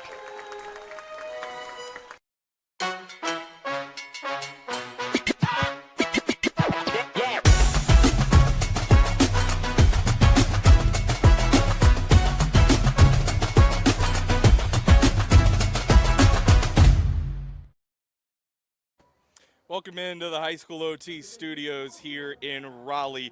You are tuned into the High School OT Game of the Week presented by Alpaca Peruvian Chicken. Evan Moesta here from the High School OT studios right now. Southeast Raleigh holds a 10-7 lead at the half against Cleveland. Let's bring in High School OT's J. Mike Blake, who's on the call of this one right now.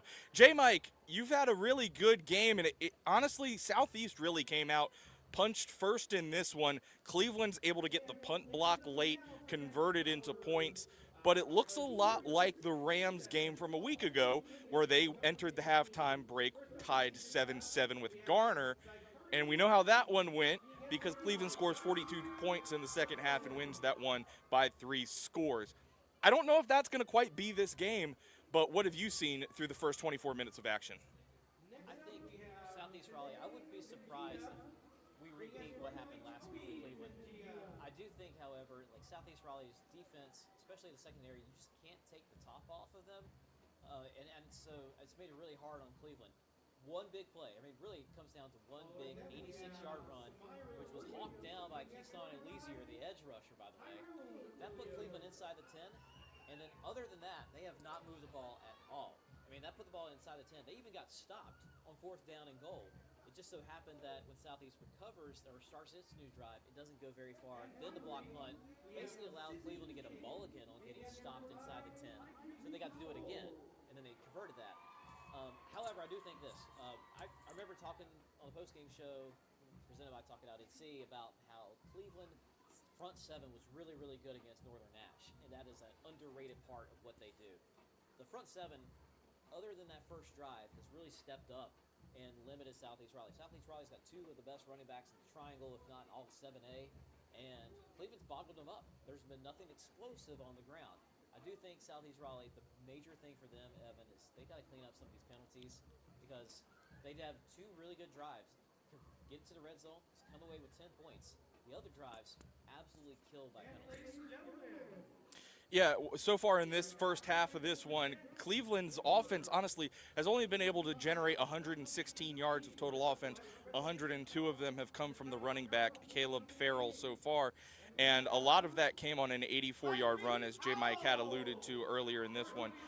Caleb Farrell had a really big run. Keyshawn Elysier, the Stanford commit who plays on the edge for Southeast Raleigh, was able to march all the way downfield, hawk him down from behind, and that set up a goal-to-go situation for Southeast Raleigh, or for Cleveland, excuse me.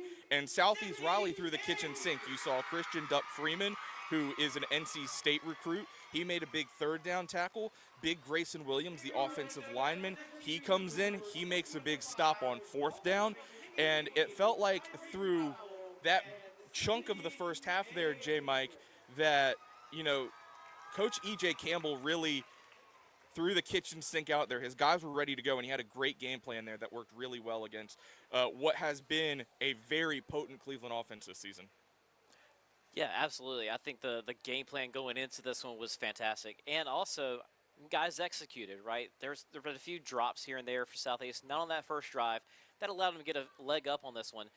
I am interested in Cleveland, the belief at halftime that they have from last week. 7-7, they get it all together.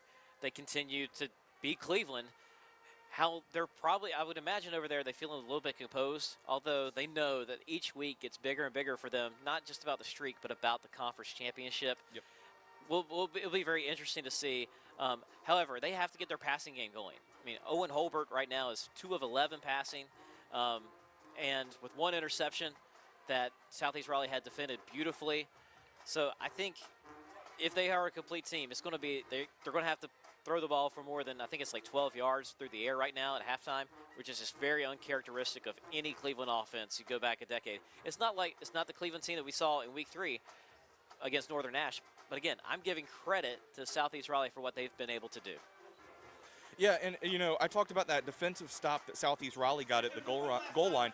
Cleveland essentially got one as well after Southeast Raleigh was deep inside of Rams territory, and they end up holding them to a field goal. But I think on the opposite side of it, we talk a little bit about how well coached this game has been on the Southeast Raleigh side. You know, these 2 teams have been going for it a lot on 4th down tonight. Yeah. And Coach Campbell calls that timeout and says, you know what, it's really hard to get points against Cleveland. We're just going to get what we can. And so far, that field goal right now sits as the difference in this one. Yeah, I want to say in the first quarter alone, both sides went for it on 4th down 2 times apiece. And that's when I even, like, as you just said right there, I made the same remark. Like, wow, you can tell these coaches kind of know.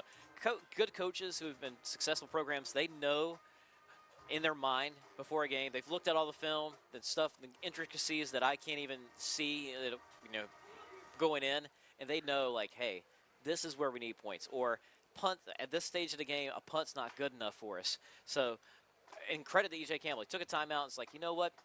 We will kick a field goal here rather than trying to play from about the 7-yard line on 4th and goal. He said, actually, I don't like the looks that we've been given so far.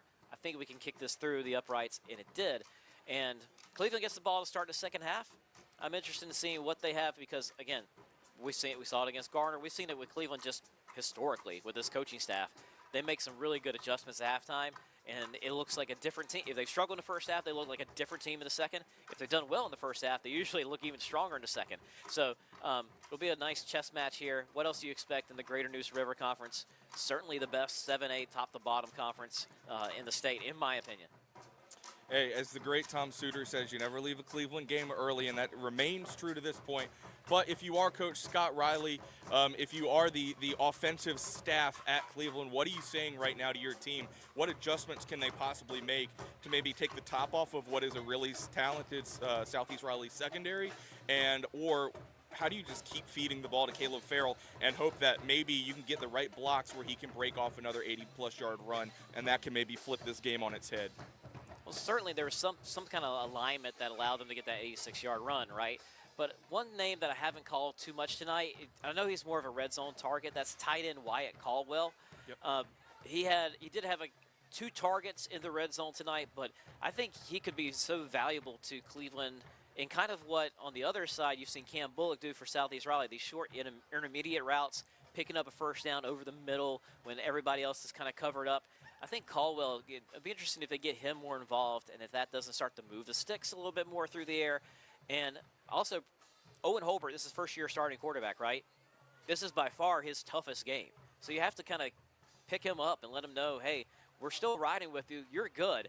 Like, we're going to do some things to help you out. Just keep your head up because I'm sure it's tough when you've kind of had your way with teams. They averaged 49.1 points going into this one. And all of a sudden, you look at halftime, you're like, how have I only completed 2 passes? So there's different things. Again, maybe somebody coming out of the backfield, or maybe it's Caldwell over the middle and kind of start to let Cleveland pick things up slowly but surely and get back on track in this one. If I'm Cleveland, that's what I'm doing. If I'm Southeast Raleigh, I might even turn it up a little bit more from what I've been doing because it's been really, really hard for anything to get going on the Cleveland side aside from that one pivotal play. Tydrick Powell, the quarterback for Southeast Raleigh, who's heading off to Gardner-Webb, he has 125 yards passing through this first half. But it felt like right from the get-go of that game, obviously Southeast Raleigh got the ball first. James Adams and Christian Freeman were like a knife, a hot knife through butter there with the Cleveland defense on the opening drive.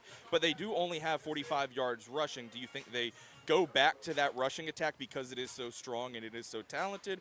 Or do you think you continue to let Powell kind of take those shots downfield and find some receivers who can really, make some game-changing plays? Obviously, Cam Bullock, 6 catches for 72 yards so far. I'm not an offensive coordinator, but I have played one on PlayStation before. I would say that you keep what you're doing because were it not for holding penalties, and there was a slew of those, and a few drop passes, Southeast Raleigh's offense has done pretty well tonight. Maybe there's something you can change to try to get Christian Freeman a little bit more of, something where he's not. It seems like he's immediately snowed under a few times tonight. Maybe there's something there, but I do think also he's had a touchdown call back for holding. He's had a 15-yard run call back for holding. So has Adams had big plays. So for Southeast Raleigh, I'm thinking we're not doing anything wrong except executing and avoiding penalties in crucial moments that killed our drives. We do that better. We can take this 10-7 lead and ride a lead all the way through the rest of this game when it matters most, and that clock hits 0. 10-7 right now. Southeast Raleigh leads Cleveland. I think an interesting stat going into this night, J. Mike, outside of the fact that obviously everybody knows Cleveland, they've won 59 consecutive games in the regular season. They're averaging over 49 points a game this year. Only 5 times over the last 5 years has Southeast Raleigh, under Coach E.J. Campbell, allowed 49 or more points in a game. 4 of those 5 times have come against Cleveland, but what we saw in the opening 24 minutes, this does not have the makings of a game where the Rams are going to find the end zone 7 times. But then again, you look at last week, and they reached that 49-point mark against Garner after only posting 7 in the first half. Yeah, I think for me, I would be shocked if this ends up like last week.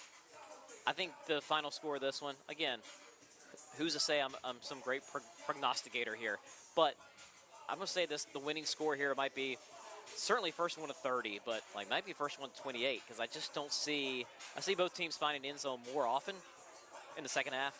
They have good coaching staffs who adjust, but again, Southeast Raleigh's defense is no joke. We've seen them for a long time. They have a good mixture of secondary that can take away the top and an edge rush that can make the quarterback get rid of the ball quickly.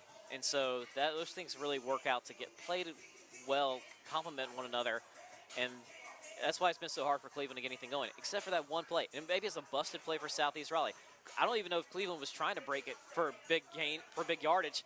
They were backed up at their own 5. They may have just said, hey, go get us out of the shadow of our own end zone. And instead, it was third down at that. So it really, to me, it was like let's go ahead and just help out our punt team, and it turns to a big gain.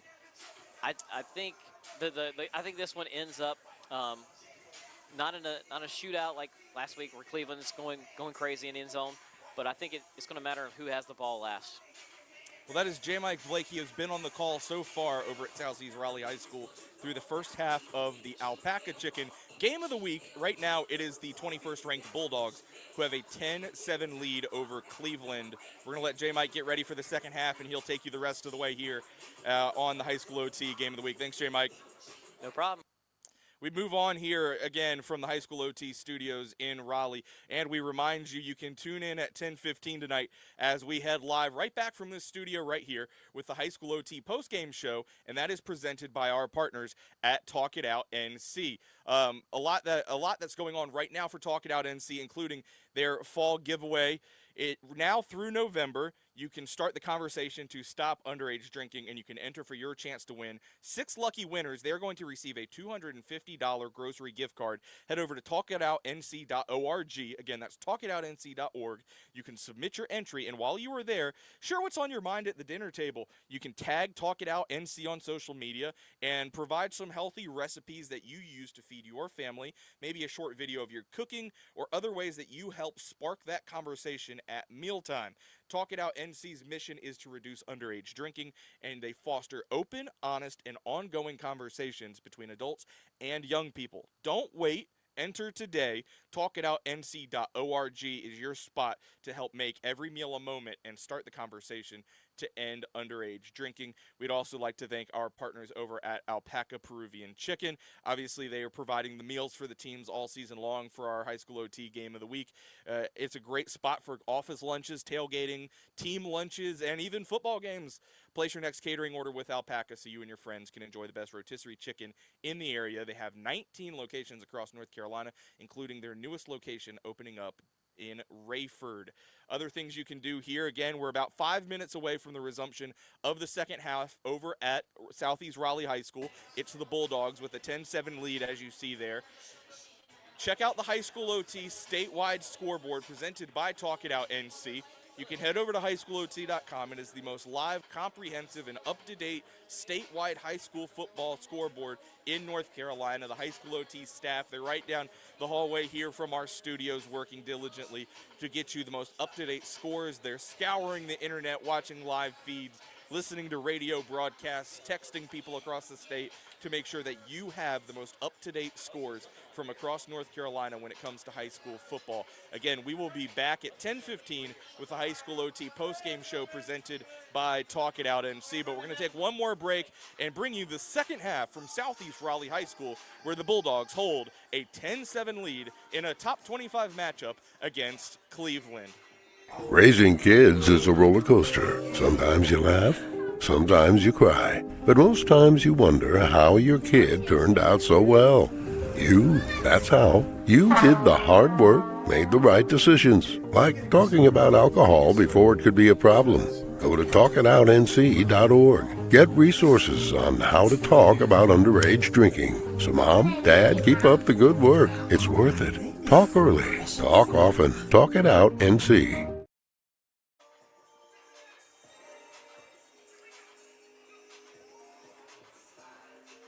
right, folks, we are back at the high school OT game of the week.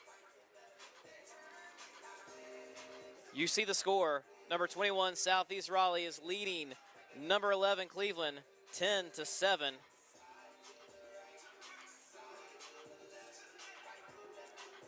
A few halftime stats for you here. Again, I'm J. Mike Blake with the high school T game of the week presented by Alpaca Peruvian Chicken.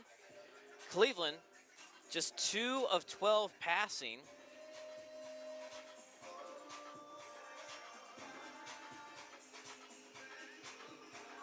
Owen Holbert, only 2 of those completions, 1 interception as well. Southeast Raleigh, Tydreek Powell Jr. is 11 of 20 passing for 125 yards. Rushing the ball, Cleveland, Caleb Farrell leads the way, 6 carries, 102 yards, 86 of those coming on one fateful play that didn't immediately lead to points, but it did lead to points later on down the line. Southeast Raleigh, their two-headed monster of Christian Freeman and James Adams, has mostly been bottled up. Only 12 carries between the two of them for 45 yards. Through the air, obviously Cleveland doesn't have much going with only 2 completions for 5 yards. But on the other side, Southeast Raleigh has spread it around to 6 different receivers for 11 receptions and 125 yards. The leading receiver, the only one with more than 1 catch actually, is Cam Bullock, 6 receptions, 72 yards. 1 turnover has been particularly big. Interception. And then also, maybe hasn't been as big, was a blocked punt. So Cleveland blocked a punt. Wasn't actually a Cleveland player, but just a Cleveland player pushing someone into the Southeast Raleigh punt. And that allowed Cleveland to kind of get a do-over after they got stopped inside the 10. They did it again, converted to 7 points this time around. A touchdown run coming from Caleb Farrell, the guy who, again, had the biggest play of this game, I believe. Because without it, Cleveland would certainly wouldn't have any points, but also maybe even Southeast Raleigh has a 3-score lead. Again, J. Mike Blake, we're awaiting the start of the second half here.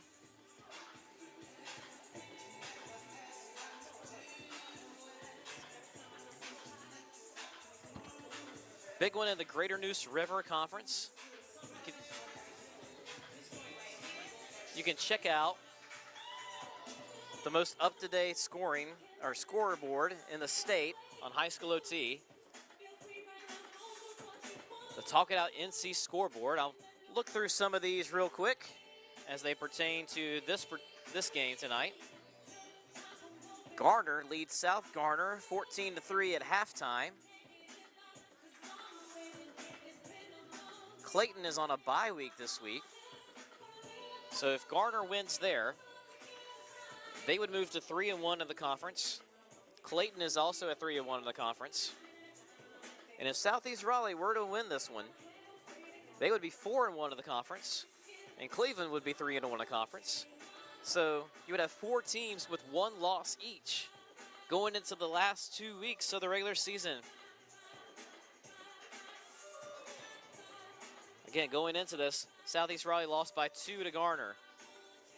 Garner lost to Cleveland last week in a game that they were tied at halftime, 7-all, and then Cleveland exploded in the second half. The Rams are hoping to do that again here. That final score last week was 49-28. So we know what Cleveland's capable of on offense. They just have not shown a lot of it tonight. Ladies and gentlemen, welcome back to the second half of the game. And the kickoff.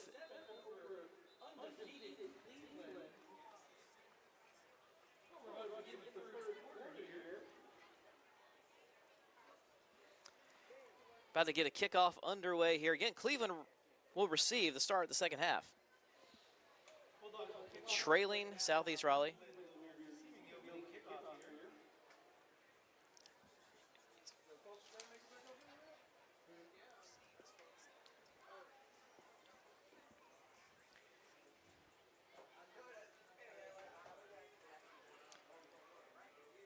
Southeast Raleigh, good and bad of special teams so far. They have made a field goal.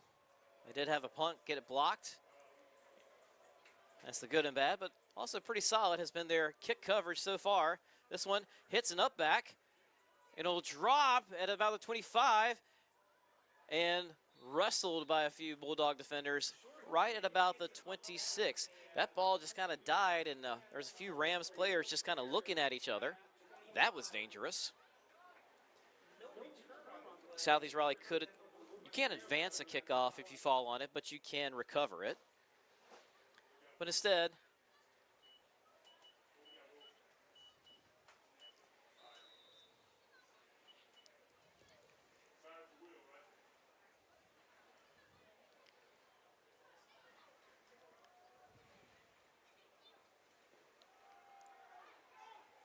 the option pitch, this is Owen Holbert pitching it.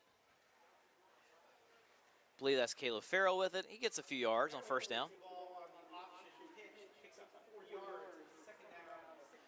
My apologies, that's number 5, Porter Bennett. He does a little bit of everything. Only his second carry of the night.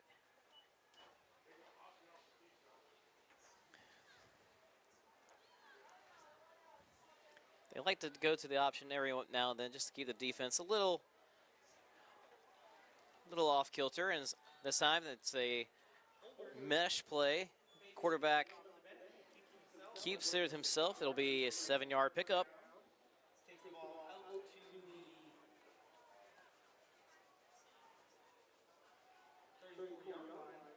So solid start for Owen Holbert here running the ball and start off the second half.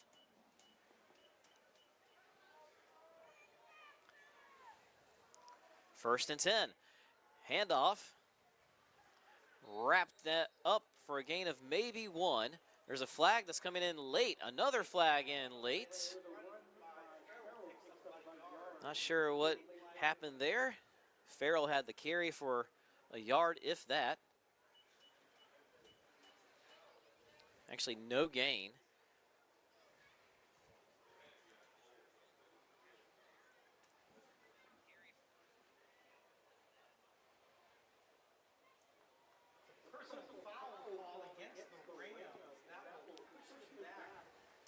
Oh, that's on Cleveland. A little unsportsmanlike penalty there.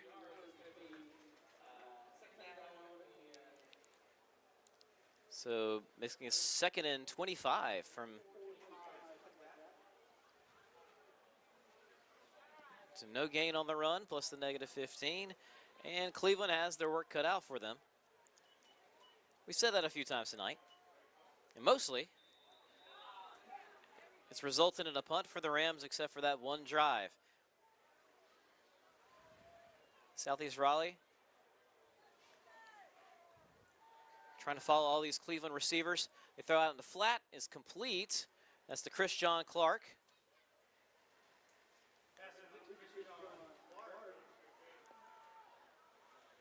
He picks up 6 on the play.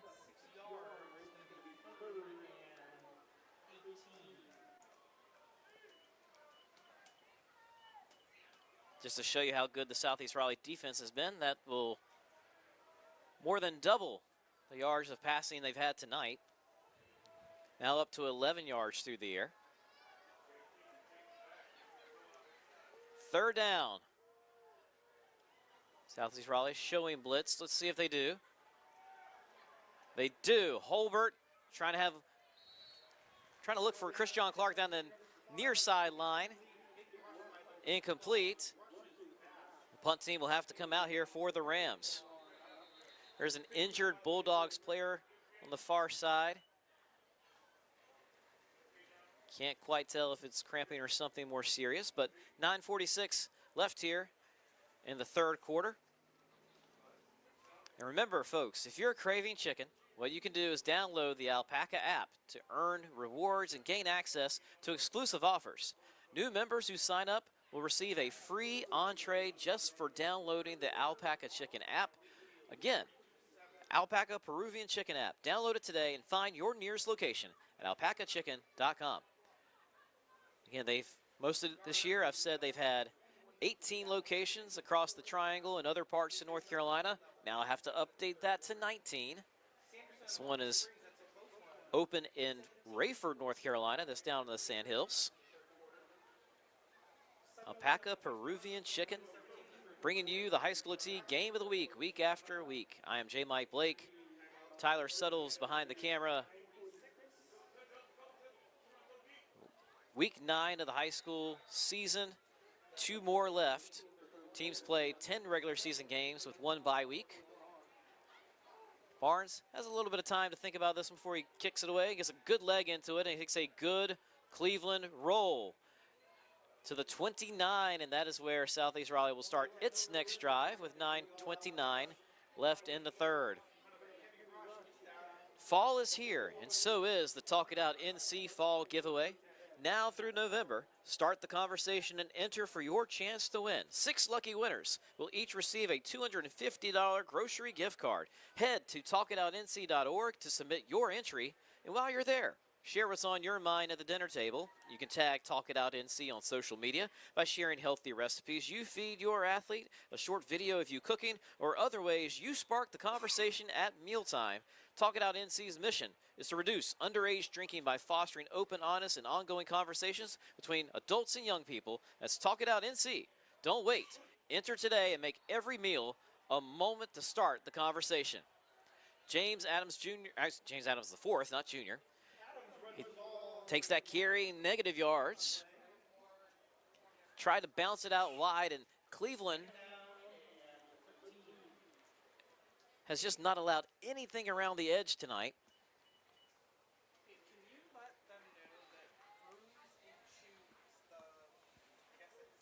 So 2nd and 14 now.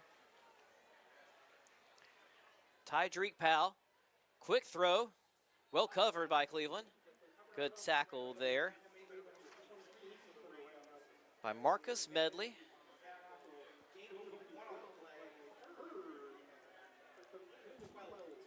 I didn't catch who caught that pass, but it was only a pickup of about 2.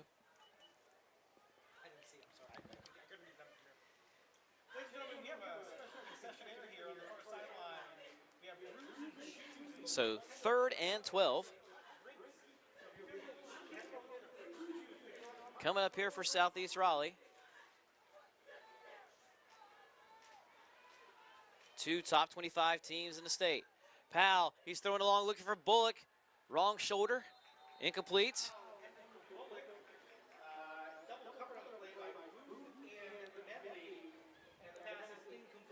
There may be a flag because I don't see either team moving off the field here.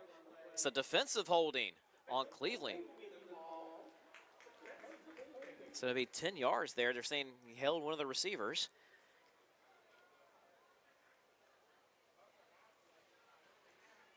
It's 10 yards. So you wipe out the incomplete pass. Make it a 3rd and 2.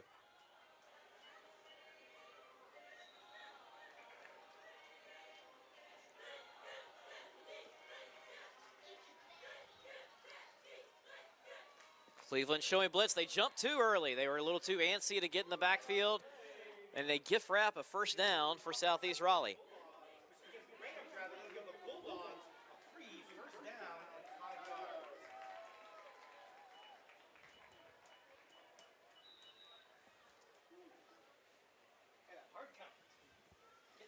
It's the 2nd time tonight that Tydreek Powell Jr. has gotten the Cleveland defense to jump early. 1st and 10. Still in minus territory, trying to make their way across midfield.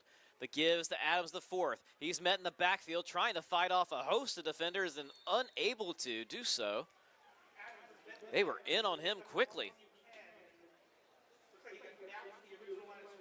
Just a great effort to get back to the line of scrimmage as there's a Cleveland player ready to take the handoff with him, it seemed like.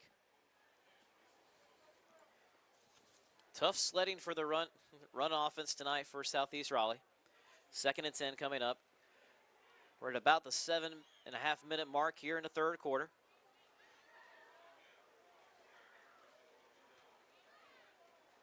Delay give and dropped. A great one-on-one tackle made by Daniel Lugo, stopping Adams.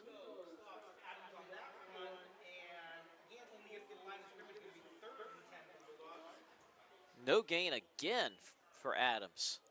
3rd and 10 now. Southeast Raleigh rushing tonight. 17 carries for 41 yards as a team. All of those carries except for 2 have been by the 2 backs.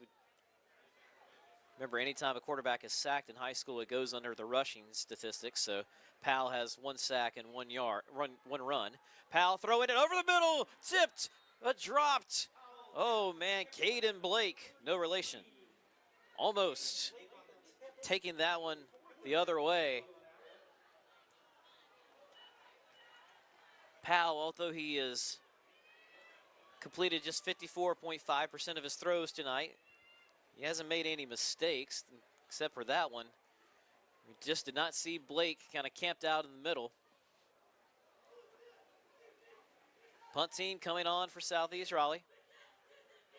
Porter Bennett back to receive. He's standing at about the 33-yard line. Low snap. Low drive punt. Takes a high bounce. Bennett will have to just get away from it. And it dies at right about the 23-yard line. Which is where Cleveland will start this drive. 6:32 left in the 3rd quarter. Cleveland's football program, since the school opened in 2010, has 158 wins and just 36 losses. Basically, since the door is open, it's won 9 games or more every single season. It's won 10 wins 11 times. It has 1 appearance in the state championship game, finishing runner-up. A lot of people think this is a team that could make its way back into a 7A championship game. So we now move from 4 classes to 8.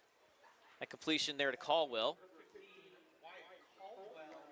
Someone we mentioned at halftime with Evan Moesta about who they can get more involved is Caldwell, the trusty tight end. It's his 2nd grab of the game.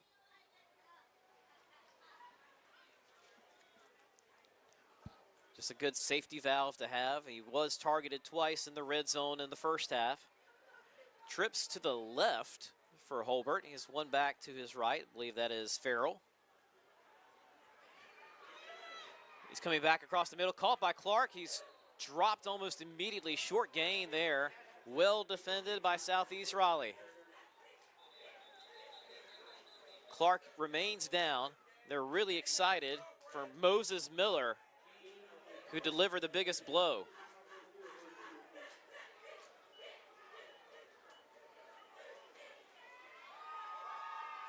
So Chris John Clark only picked up a few yards and needs some medical attention. As they check him out, we're going to take a break and then be right back. Alpaca Peruvian Chicken is great at office lunches, team lunches, tailgating, and football games. Place your next catering order at Alpaca so you and your friends can enjoy the best rotisserie chicken in the area. Taste their legendary flavor and homemade pride at 18 locations across the Triangle, Fayetteville, Mebane, Wilmington, Sanford, and now Wilson. Alpaca Peruvian Chicken, home of North Carolina's favorite chicken and a proud supporter of high school OT and football teams across the state.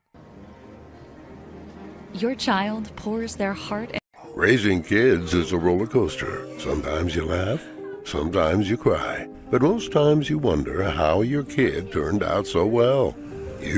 That's how. You did the hard work, made the right decisions, like talking about alcohol before it could be a problem.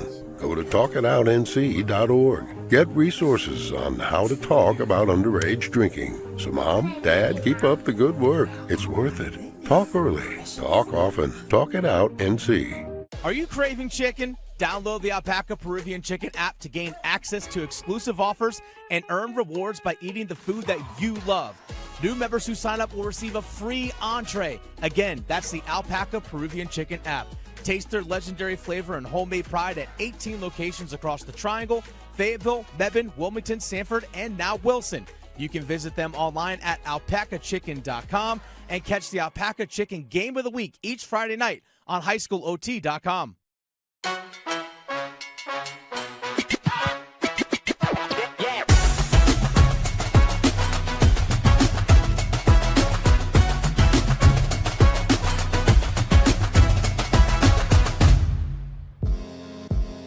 Don't fall for the myths. Get the facts about underage drinking. Myth: teens bounce back fast and teenage athletes can perform just fine after a night of drinking alcohol. The fact is, alcohol can hinder athletic performance for up to 3 days, delaying recovery and causing long-term issues with muscle loss and weakness. But don't just take it from me. Choosing not to drink as an underage athlete has really helped me significantly. I've been able to focus, keep my priorities straight, and it's helped me separate myself from, many other people. Get more facts at talkitoutnc.org. Are you craving chicken? Download the Alpaca Peruvian Chicken app to gain access to exclusive offers and earn rewards by eating the food that you love. New members who sign up will receive a free entree. Again, that's the Alpaca Peruvian Chicken app. Taste their legendary flavor and homemade pride at 18 locations across the Triangle, Fayetteville, Mebane, Wilmington, Sanford, and now Wilson. You can visit them online at alpacachicken.com and catch the Alpaca Chicken Game of the Week each Friday night on highschoolot.com.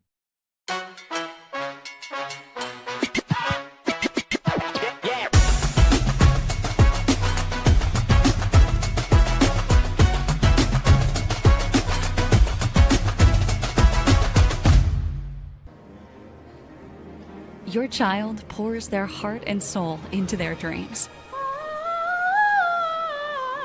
You're so ready for this. But underage drinking can stop a young mind and body from performing at its best. Okay, everyone, it's time. We're ready. Make sure your star keeps shining. Start the conversation about the dangers of alcohol with tips at talkitoutnc.org.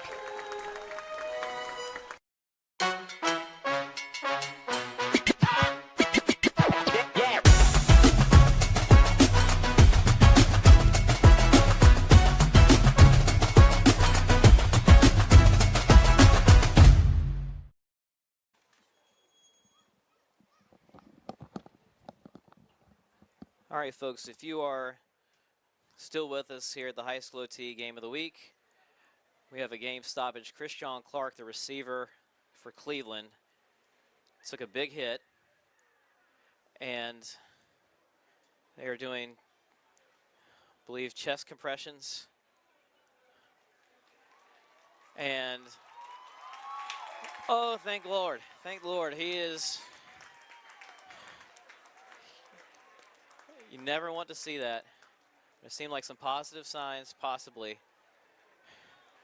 I believe he might be sitting up, but they were doing CPR on him, and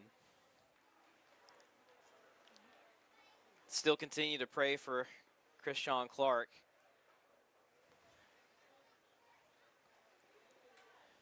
Again, we're not showing you this on screen for a reason. There's a crowd of people around him. And I believe they still will be waiting for an ambulance to take him to get checked out. But whatever happened, it was positive enough that started some cheering. It looked like a regular play. Can't say that I saw all of it, but I know he took a big hit. And just the scariest thing I've ever seen on a football field in my 18 years of doing this.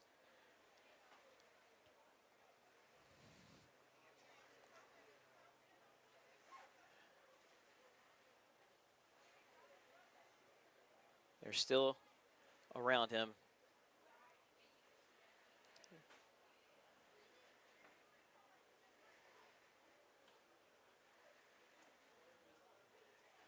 We hope that was positive cheers, but we don't know for sure. So I ask you all to continue to pray for Christian Clark, receiver for Cleveland.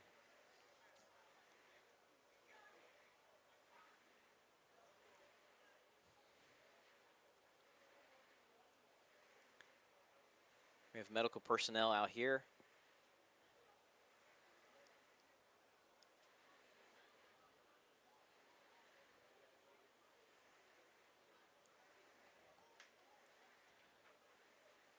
So I'm assuming family members have been brought to the field as well.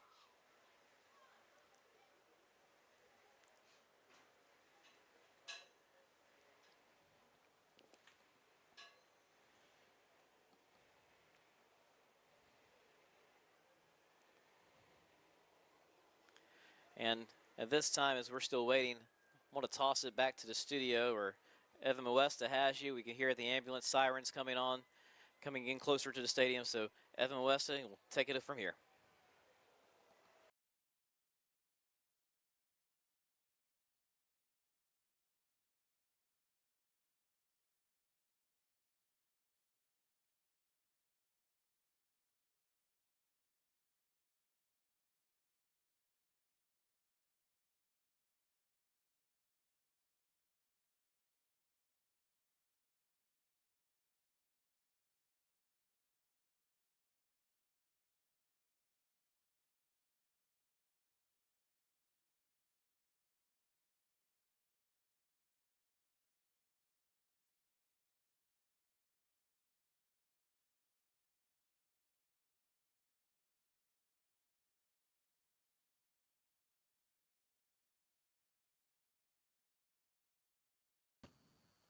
Welcome back here to the High School OT studios in Raleigh.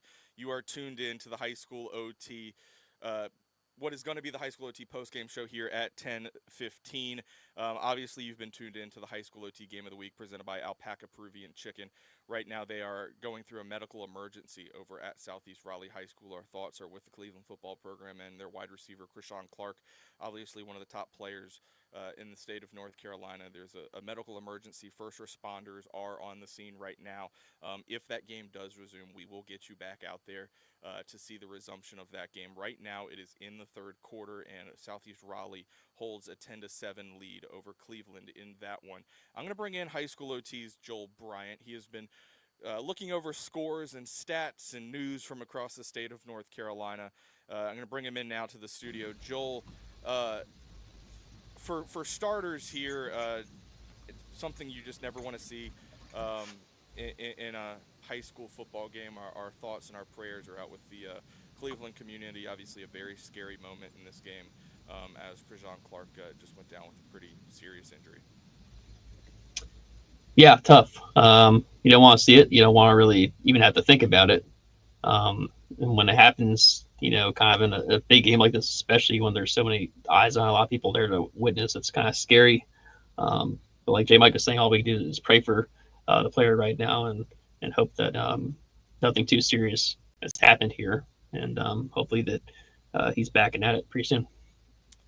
You've been going around looking at different scores from throughout the state. Obviously, 24 teams entered Week 9 with unbeaten records. There's an undefeated matchup going on right now over at Providence Day. But what are some scores that you've seen from around the state that have stuck out to you so far as you go around and look at the Talk It Out NC statewide scoreboard? So the Hickory East Lincoln game, East Lincoln's one of those undefeated teams. Hickory got out to a 14-0 lead to start this game. It was 14-0 going into the second quarter. East Lincoln did battle back, and East Lincoln leads 22-17 at halftime. Joe Hughes from the Gaston Gazette is there. He does a great job covering them. So going to be following that one closely here in the second half, because that one, essentially will be a conference championship game, I believe. That Providence Day game, I think at last check, the Chargers are now up, I believe, 6 scores right now on Charlotte Latin? Yep. So some other Yep. I mean, Providence Day, the thing about them this year is that, they keep losing all these players, right? So they lose the 5-star David Sanders. They lose all these guys, and I feel like the team just gets better and better each year. Yeah. Obviously, they already beat Raven Gap handedly, and they're probably going to have to play Raven Gap again unless Charlotte Christian has something to say about that. But Coach Greer and them, they look like they're primed for another championship. And, of course, you don't want to jinx anybody, but the way they're playing right now and beating a Charlotte Latin team that is undefeated, granted, they haven't played the toughest schedules out there, but still undefeated, taking care of them to this degree, very impressive. Some other undefeated teams that are in action right now, it includes Ashbrook facing Forest View. Brevard is taking on West Henderson. Grimsley and Page, High Point Christians facing South Wake. Hoggard is facing Laney right now. Huff taking on South Meck. Kit Pride against Southeast Halifax. Lewisburg is taking on Roanoke Rapids. Millbrook is hosting Enlow. Cary Christian is taking on Faith Christian. Jordan squaring off with Panther Creek. Watauga in a big conference battle with Alexander Central. Beargrass Charter, Jacksonville, Arundel Parrott, South Davidson, Pender, and Northside Pinetown, all other undefeated teams that are taking the field tonight in Week 9. Games have started to go final. Again, you can head over to highschoolot.com, look at the Talk It Out NC statewide scoreboard as the scores are being updated up to the minute. Right now, Tarboro is up 55-0, or excuse me. That's a final. That's a final. Yeah, yep. Tarboro. Tarboro's won 55-0. Weddington beat Porter Ridge 42-0. So a couple of top 25 teams have already gotten wins tonight. That Weddington defense, lots of shutouts for them this year. They're quite good, obviously, with the Harris twins and Thomas Davis Jr. And adding Katie Cotton to that secondary is not fair. Yeah, no, definitely not a fair. Some other scores here as we take a look at the Talk It Out NC statewide scoreboard. I mentioned Brevard. They were an undefeated team coming into this one at last check. West Henderson up 8 on the Blue Devils in that one. Cardinal Gibbons up 23 at the half at last check against Middle Creek. Chambers in a close third quarter battle right now with North Mecklenburg. That's a 14-6 game there. Obviously, the Southeast Raleigh Cleveland score right now 10-7 in the third quarter. Again, there was a medical emergency that has caused that game to be delayed. We do not know the further status of this game. But we will keep you updated. Obviously, J. Mike Blake and our crew is out there at Southeast Raleigh right now as they attend to Krijan Clark, one of the top wide receivers on Cleveland. First responders are on site right now. It was believed that something was wrong with Clark in his chest area, and they were having to provide him with assistance there. Continuing on, though, here, we're taking a quick break here in the High School OT studios to kind of take you around the state and look at some scores. Joel, intriguing game out east. Dixon and Northside out of Jacksonville. At last check, we had them at 16-16 in the second quarter. That's a very intriguing game out in that 910 area. Yeah, there is an update to this one. But by the way, both these teams are kind of breakout teams this year. They're both outperforming what they've done previously by a big margin.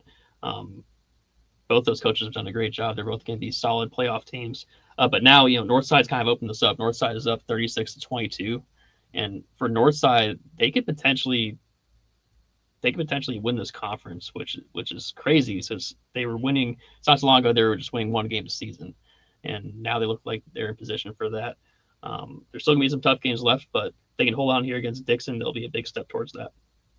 Heading to the fourth quarter right now, Watauga now up 2 scores on Alexander Central. Alexander Central just scored a touchdown to make it a 28-14 game, but that game's heading over to the fourth quarter. Yeah, first time in a while that Watauga just hasn't absolutely taken it to somebody. Yeah, typically we're used to it being 55-0 at this point. Yeah, and that Alexander Central team is very interesting. It's one of those teams that's always so good on JV, but for whatever reason doesn't quite translate to varsity. So there's some talent in that program. So maybe they're having maybe it's kind of coming to the new coach as well, Chris Marshall. Could be coming together late in the season here if they're keeping Watauga in kind of a close game. We'll dive a little bit deeper into that into the High School OT post-game show presented by Talk It Out NC. We'll have the guys from Scoreboard Radio. They've been following some games out in the western part of the state. Obviously, that's a conference out there in that matchup between Watauga and Alexander Central that they follow pretty closely there. Some other one-score games from around North Carolina. East Duplin is up a touchdown on Clinton in the fourth quarter. East Meck up 3 on Rocky River in the second half. East Wake up 3 on Franklinton right now. Eastern Guilford up 2 on Ashboro. Some really tight games as we get into the thick of conference play. Lee County in the fourth quarter has a 3-point lead on Harnett Central at 19-16. That's another close one. Again, you can check out all of these scores on the High School OT statewide scoreboard presented by Talk It Out NC. Joel had made mention to that East Lincoln Hickory game, 22-17 right now at the half is the score we have there. Sanderson up 3 on Holly Springs, 10-7 in that one. We keep rolling down here through the Talk It Out NC scoreboard. Kinston and Farmville Central, Joel. That's an intriguing matchup. And right now in the third quarter, Kinston's up 28-26. Yeah, that's that conference is really fun. We were talking about this last week. Kinston, if there's a team in that conference that has a chance of being Tarboro, I think it's Kinston, but it just hasn't come together for them yet this year. And Farmville's talented. Farmville beat some schools bigger than it so far this season. So this could be a nice sign for Kinston if they can pull this one out. We're getting an update here from Southeast Raleigh. It looks like an EMS and first responders that were on site at this game have brought a pulse back to Krishan Clark, so that is great news that he is now responsive. And they are transporting him out of the stadium right now via EMS. Obviously, coaches are going to have to get together and discuss what it might look like if there's a possibility to resume this game. Obviously, I think on both sides that's a pretty jarring thing to see when a player, especially one of that magnitude, goes down. But a situation where a defibrillator is having to be brought out, not something that you see often in high school sporting events, but it's also something we're very thankful for. We're very thankful for the first responders, the athletic trainers on site, and being able to be ready for situations like that is things that we pray don't ever happen in high school sports. But being prepared for the rare moments when they do happen is vital and potentially life-saving. And so right now, EMS is on site at Southeast Raleigh attending to Krishan Clark at Cleveland. Yeah, and still, you can prepare for the worst and everything, but when something like this does happen, it's hard to. I can't imagine what the coaches and players and families are going through emotionally, mentally and emotionally after seeing that. So that'll be a big part of what they decide to do here. I don't want to get too much into it because I didn't see what happened. Yeah. I don't want to speculate too much. Yeah, we were back here at the studios when everything kind of went down, but yeah, as you see right there, obviously paramedics are on site from Wake County. Yeah, let's take that off, please. Yeah. So just want to give you a quick look there, though, that first responders are on site at Southeast Raleigh.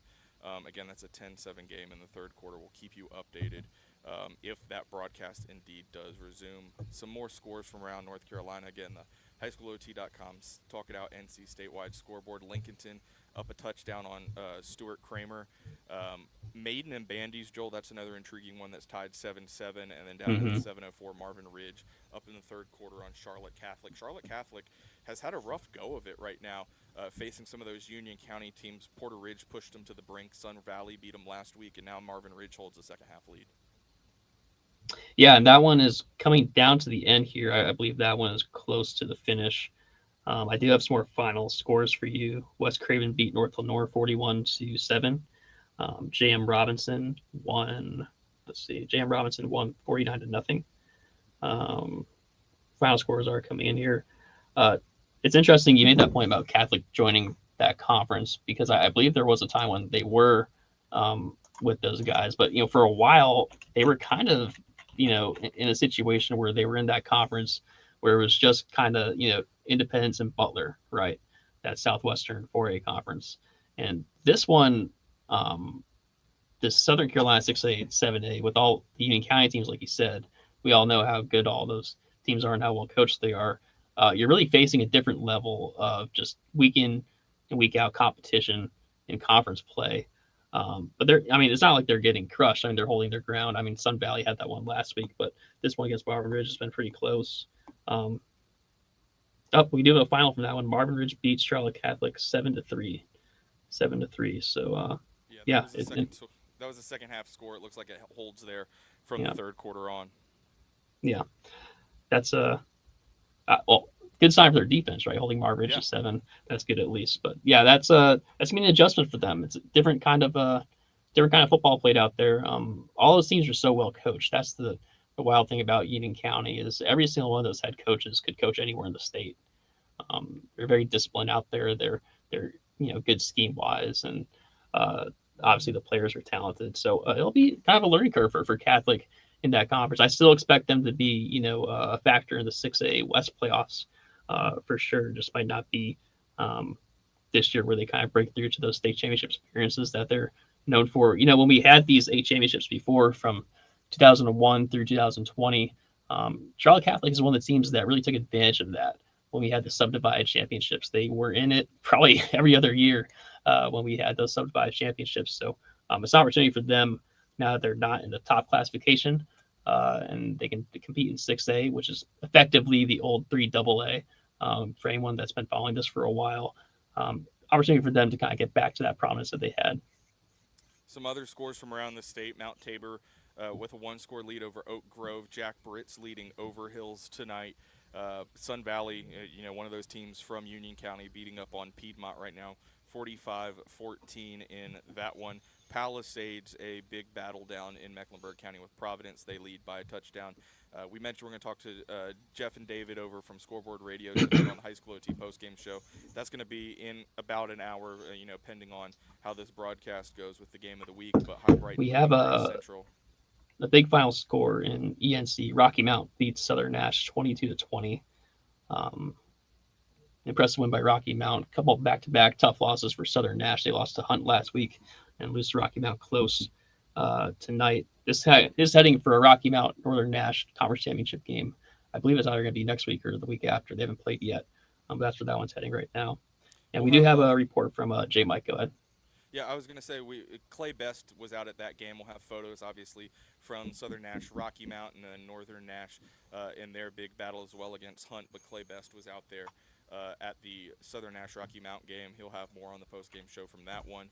And then Leica Beebe was over at Northern Nash for their battle with Hunt, and we'll have some updates on the post-game show from that one. But, Joel, you have an update from J. Mike out at the game of the week? Yes, J. Mike says that both teams have the coaches have talked with the refs. Both teams are starting to warm up. They will play the game tonight, despite the unfortunate circumstances with what happened with the Cleveland player having to be helped down the field there and taken off by ambulance. So the game of the week will go on presumably after some warm up time here, and we'll be tossing back to J. Mike whenever that happens. Yeah, so in just a few moments, we'll head back out to that high school OT game of the week presented by Alpaca Peruvian Chicken. Again, it is a top 25 matchup between Southeast Raleigh and Cleveland. The number 21 ranked Bulldogs currently lead the Rams 10-7. Cleveland holds the state's longest active regular season win streak right now at 59 consecutive games. But we've been in a delay for about the last 25 minutes as there was a medical emergency that occurred at Southeast Raleigh. So those teams right now are warming up back on the field. When they resume, we will take you back out to that game so you can watch the resumption of that. Right now, it is in the third quarter of play. Again, you can head over to highschoolot.com. You can see more up-to-date scores from around North Carolina. Games are starting to go final. I'm going to let you go, Joel, right now to go, take a look at some more scores as clocks begin to hit zero again across North Carolina. But he'll be back to join us tonight on the High School OT postgame show. Thanks, Joel. Yep. We're going to take a quick break here from the studios here at High School OT and then hopefully get you back out to the High School OT game of the week presented by Alpaca Peruvian Chicken. We will have the High School OT postgame show presented by Talk It Out NC coming tonight. It may not be at 10:15 p.m., but it will be once this game goes final. We're going to take a couple-minute break, and then we will jump on with the postgame show. But we will take you through the remainder of this broadcast right now and send you back out to Southeast Raleigh High School. Again, you can see there on your screen they're warming up. The Bulldogs holding a 10-7 lead right now on Cleveland, a very scary situation out there, but we're glad that everybody is safe. We hope the best for Cleveland and the player that was involved in that medical emergency. Our thoughts and our prayers are with them. But we're going to take a quick break. We'll bring you the second half of this game. J. Mike Blake will take you the rest of the way here.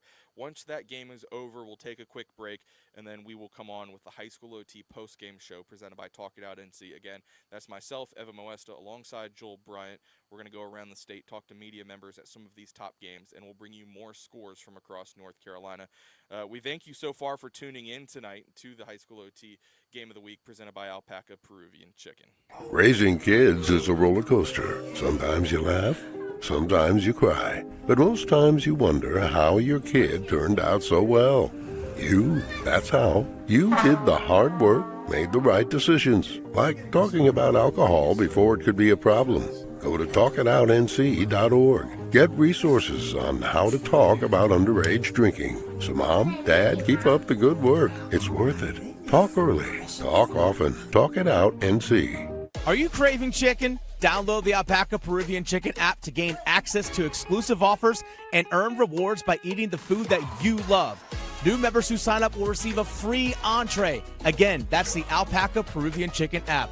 Taste their legendary flavor and homemade pride at 18 locations across the Triangle, Fayetteville, Mebane, Wilmington, Sanford, and now Wilson. You can visit them online at alpacachicken.com and catch the Alpaca Chicken Game of the Week each Friday night on highschoolot.com. Folks, we're back at the High School T Game of the Week after a very scary time. Thank you all for your prayers.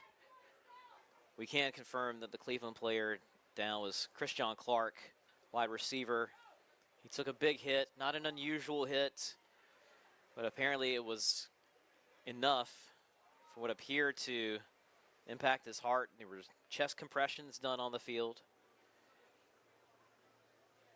There was a shout for joy that we mentioned earlier for when he kind of came back, was resuscitated, and ambulances arrived here and have taken him on.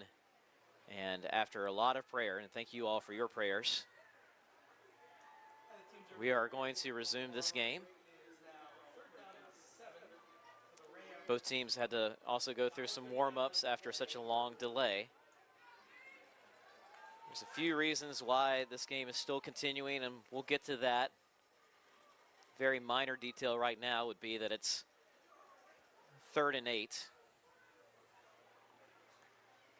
for this Cleveland offense, still on the field after what has to be just a terrible emotional way for them.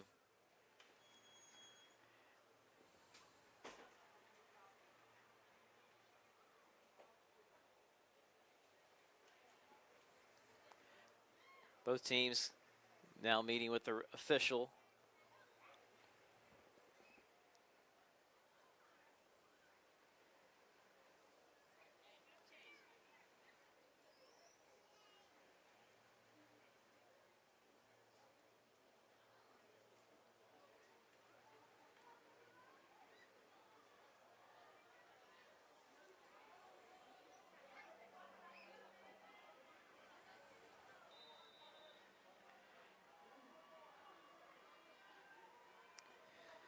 We are back here on 3rd down, a handoff, and look at a big run here down the sideline into plus territory. Porter, Bennett,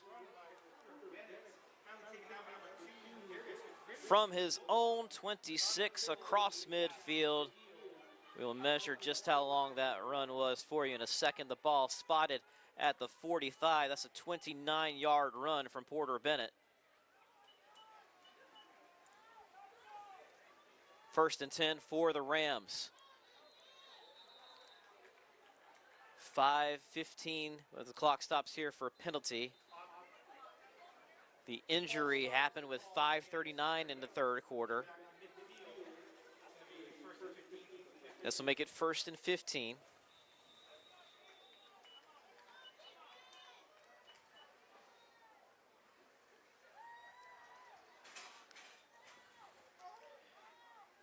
Owen Holbert, the quarterback for the Rams, going to keep it himself on the ground. He's hit hard after a gain of 2. Holbert picks up 2 on the option runs to keep himself. Taking down by number 2, Grimsley on that one. That'll make it 2nd and 13 now for the Rams. A few things about the way football has with its rules on makeups make this tough to abandon the game. For one, you can't abandon the game even if you run one play and there's a lightning delay. In football, there is no rule where if you get to halftime or beyond, it's a canceled game. Simply put, if you don't make up the game, it goes down as a final score. There's a lot at stake in this game, and I'm sure Holbert hit as he throws, and when prayer is incomplete. And I'm sure that in addition to all the other considerations you would take in a time when you have lose a player with an on-field medical emergency. Another one of the things is sometimes that player would want nothing more than his brothers to go out there and continue to compete for the rest of the contest, especially with 5 minutes and 39 seconds left in the third quarter. And again, there's no way that either team could say, let's just not count this one. It has to go down as the final score. I've written about that in the past when you do have games that are moved because of weather and not made up, and they wind up being final scores even though the two teams only played in the first quarter. Holbert, wheel route complete to Bennett, makes a guy miss, hurdles another one on the ground. Porter, Bennett, huge play there. Goes from the 48, kind of unmarked, left alone on that wheel route, going from the 48 down inside the 30 to about the 27. So 21-yard pickup.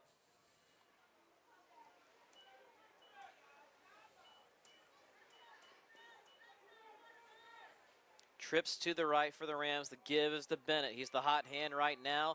He's barreling his way forward, close to a first down. 9 yards. Porter Bennett has been everything that Cleveland could ask for coming out of that long emotional time off.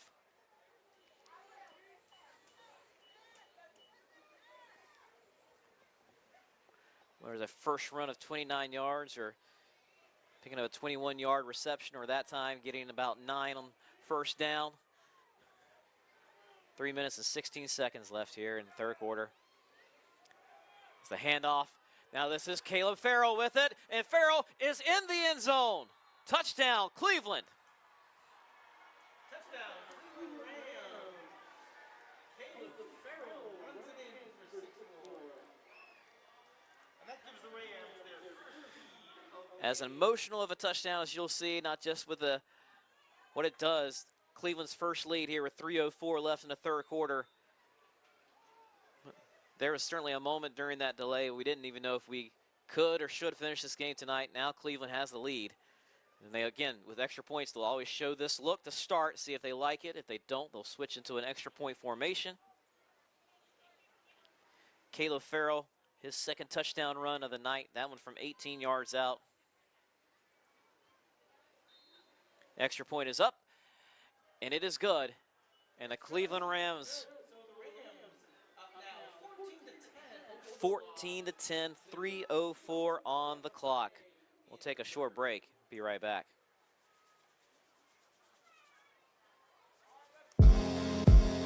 Don't fall for the myths. Get the facts about underage drinking. Myth. Teens bounce back fast and teenage athletes can perform just fine after a night of drinking alcohol. The fact is, alcohol can hinder athletic performance for up to 3 days, delaying recovery and causing long-term issues with muscle loss and weakness. All right, we're set up pretty quickly here for the kickoff.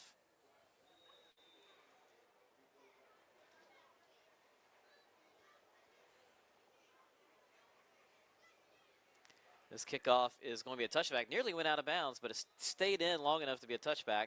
So Southeast Raleigh will start this drive at their own 20.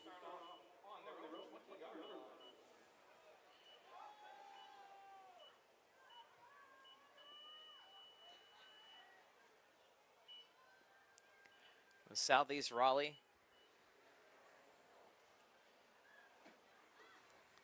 built a 10-0 lead. Now finds themselves down here in the third quarter.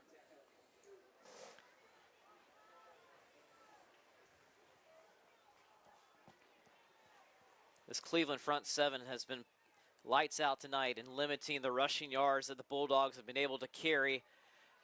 And here, with a decent number of yards, about 4 or 5 on first down. And I tell you, that's actually more than they've been able to get most of the night on first down. That's how bottled up these running backs have been. It's Christian Freeman on that carry.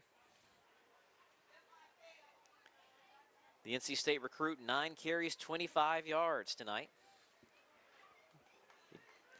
He does also have 1 reception for 3 yards.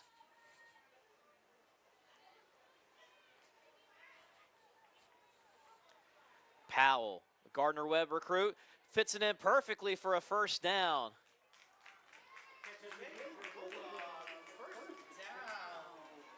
Lead house Cam Bullock again on the catch. Cam Bullock with the catch. Gets the ball up to the 42-yard line. Big gain for Bullock.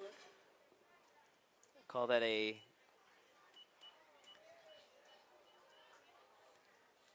let's see, do some quick math here, folks. 24 to the 42. 16 yard. 18 yards, excuse me. Not a math teacher. I am also not a math teacher. It's a little herbal out here, isn't it? And that penalty will sit Southeast Raleigh back after picking up a nice first down. Cam Bullock has been everywhere that the Bulldogs need him tonight. 7 receptions, 90 yards. He and Kendrick Wright are the only 2 receivers with more than 1 catch. Wright has 2 for 9 yards.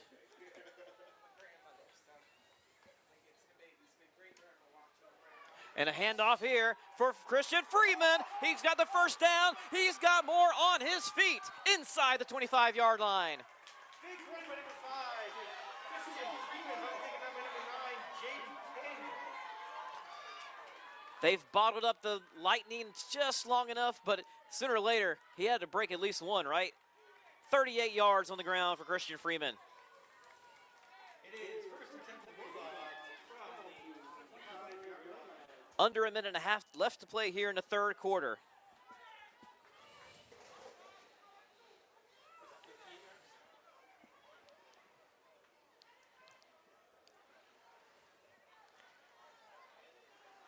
Big 38-yard run, gets the first and 10. A handoff, Freeman, a very similar play to the last one, but Cleveland snuffed that one out.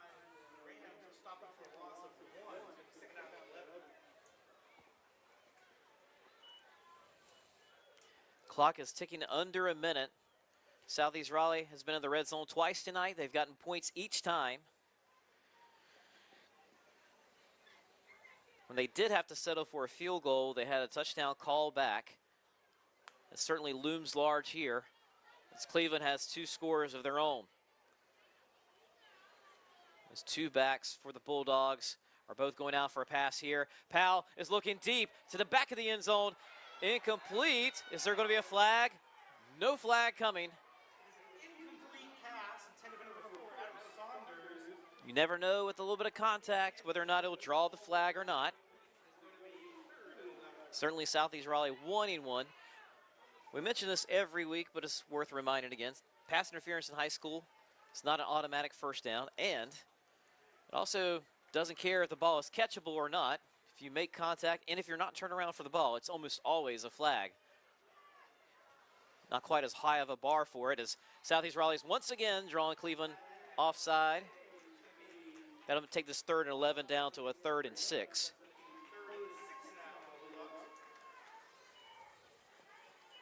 Again, in the pros and college, they let both players fight a little bit more. In high school, a little bit quicker on that flag. 20.3 seconds left in the 3rd here.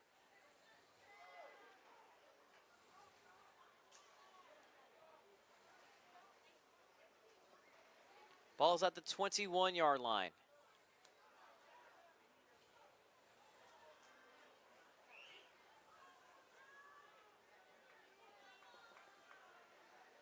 It's Adam Saunders in motion for Southeast Raleigh. Flag is already up. He's looking for Saunders. Saunders has caught it for a touchdown, but I don't know if it's going to stand. It's a 21-yard touchdown if it stands. The flag was thrown immediately when the ball was snapped, so it might be a formation. It is a back-breaking penalty. 13.8 seconds left. Illegal procedure. They threw it right when the ball was snapped.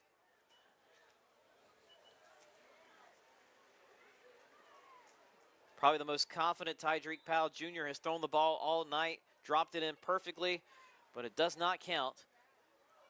Ball is pushed back to the 26.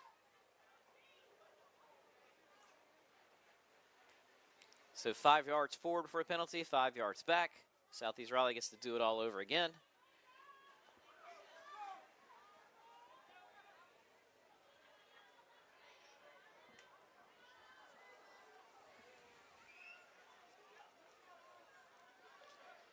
Powell throws it over the middle and took some coverage, tipped up and picked off. Picked off and running out of the back of the end zone with it is Josh Booth.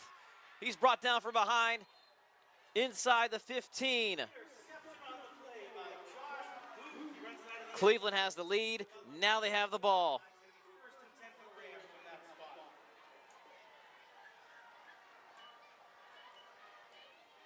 Two defenders in the area for Cleveland. One of them batted it up. The other one brought it down. And I'm sure one of those coaches is probably telling him, you know, probably could have taken a knee there for a touchback, get us a little bit better. There was a lot of players in front of him, would have made a return very tough. This will be the last play of the third quarter.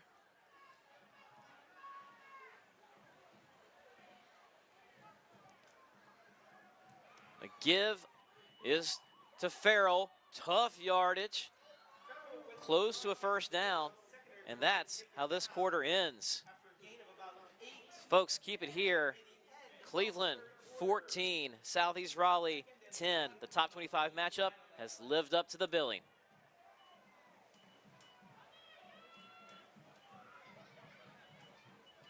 Raising kids is a roller coaster. Sometimes you laugh, sometimes you cry, but most times you wonder how your kid turned out so well. You, that's how. You did the hard work, made the right decisions, like talking about alcohol before it could be a problem.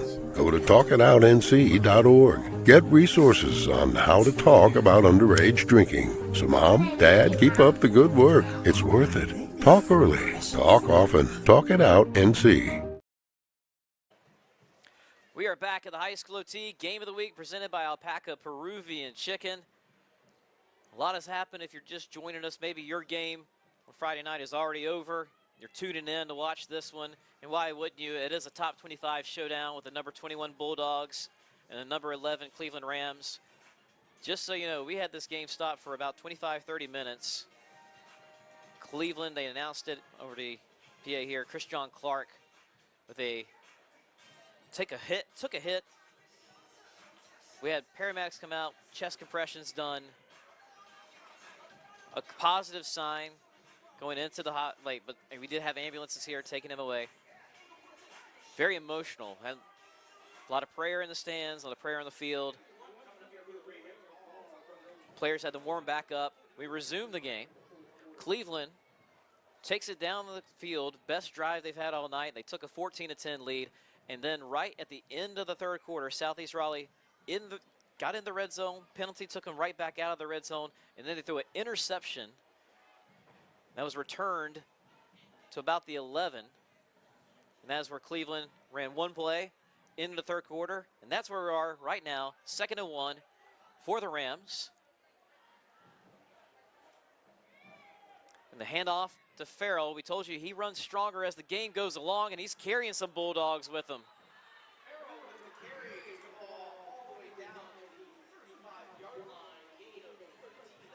13-yard run. Did not seem like it was destined to go much of anywhere, but Farrell just keeping the legs moving.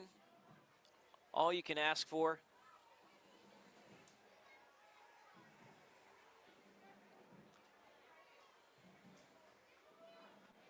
First and 10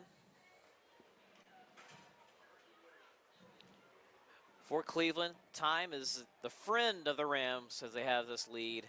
The enemy of the Bulldogs. You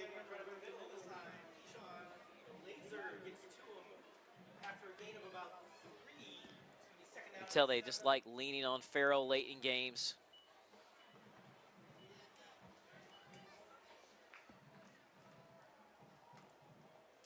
He's up to 11 carries for 145 yards. The biggest one, first half, he ran for 86 yards. Got taken down inside the 10 by Keeson Eliezer, the Stanford recruit, an edge rusher, having to run all that yardage. So that's Farrell getting this on an option pitch, close to a first down. There's a flag coming in. I think that's going to be an unsportsmanlike after the play. And I believe they're going to throw that on Southeast, just from kind of what I saw happen. And then here comes the flag immediately after one player had his arms extended. We'll see what the call is exactly.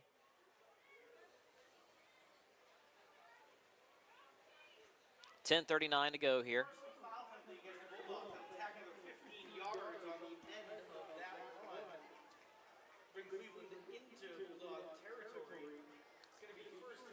The Rams, last week, they went at the halftime with Garner, tied 7-7. They wind up winning that one 49-28. For most of the third quarter, it looked like this game was going to be a lot different from that one, but now you're starting to see both teams picking it up on offense. The Rams have a touchdown to show for it as Farrell gets the ball again. The offensive line for Cleveland is really blocking well, moving that pile forward. He gets another 5 or 6 yards on that one.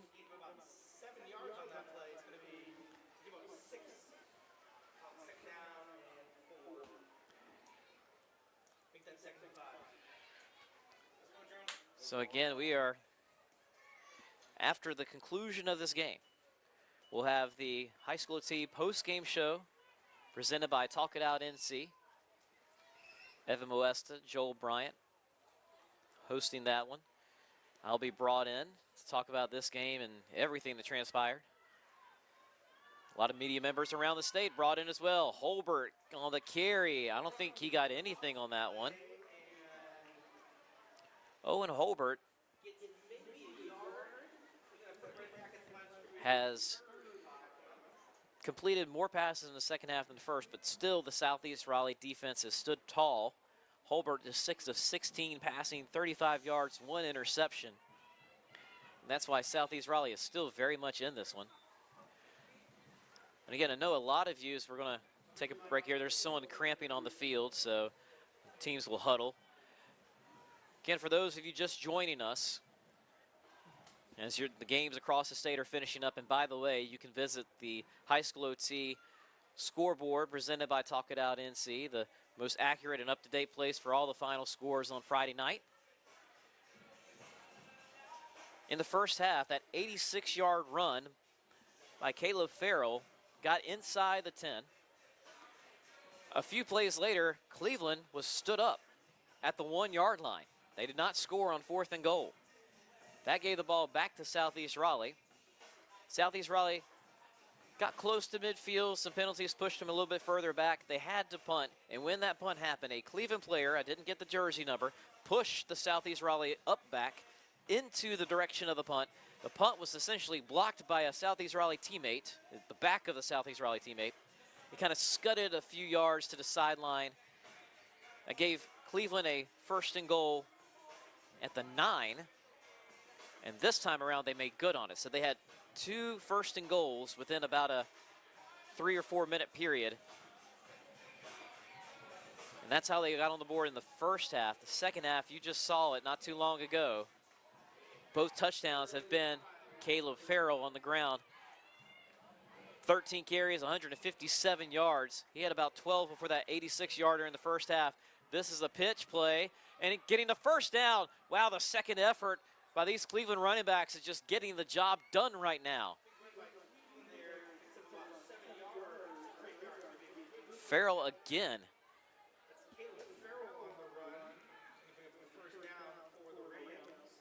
It really looked like Southeast Raleigh had it covered up.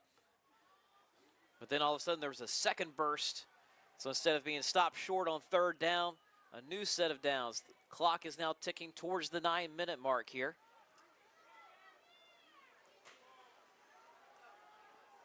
Draw play. Only a few yards coming on this one. And that is the second running back for Cleveland, Porter Bennett. Porter Bennett picks up 5 yards for the Rams.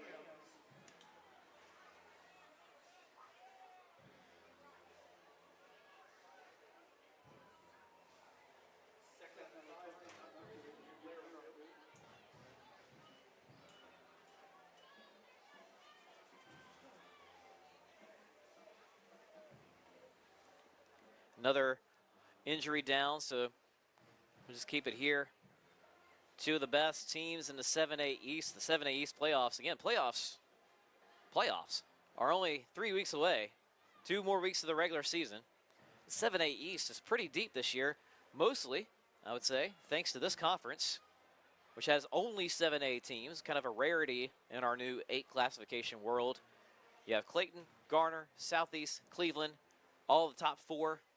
If Southeast were to win here, you have the top 4 teams all with 1 loss, kind of all losing once to the other. Setting up a fantastic last 2 weeks for the conference championship. Conference championship's not tied to your seed anymore, but nonetheless, it's great bragging rights. Again, also some contenders in 7A East. You look around, there's Cardinal Gibbons that Southeast Raleigh played earlier this year.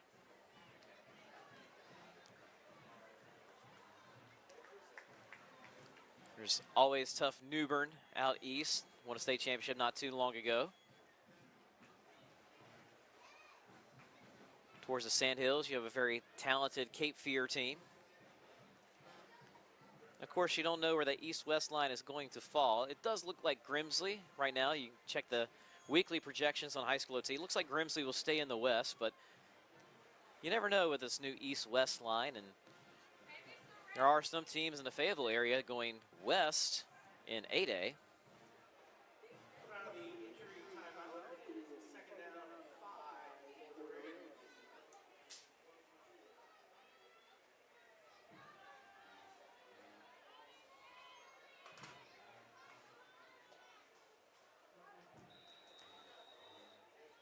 Second and 5.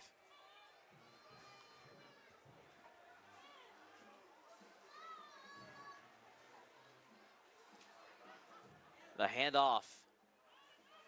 This is Porter Bennett trying to follow his blocks, and he's got a lot of blockers to kind of follow behind here.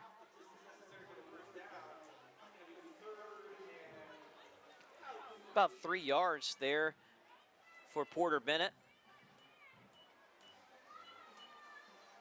This looks to be about a 3rd and 2, maybe a 3rd and 3. Clock is now ticking towards the 8-minute mark. Left in this one. Man in motion for the Rams. Trying to draw Southeast Raleigh offside. They have not bid on that much tonight at all. Same cannot be said of the Rams when they're on defense. It's another draw play. I don't think he got the first down. Good tackle made. Bennett on the run that time. No gain on the play, maybe a yard. That was Grayson Williams on the tackle. 4th and 2. So that was big Grayson Williams, the talented offensive lineman. On defense making the play. 4th down here. Cleveland's going to go for it. High reward if they can pick this up and continue to eat clock. The give is to Caleb Farrell. His second effort, 3rd effort. He just comes flying out of that pile up somehow, some way. Flag comes in late. That's the 2nd time that's happened on this drive. It really looked like he was going to be stood up close to the sticks, and all of a sudden he is army crawling on the ground 3 yards beyond the first down marker.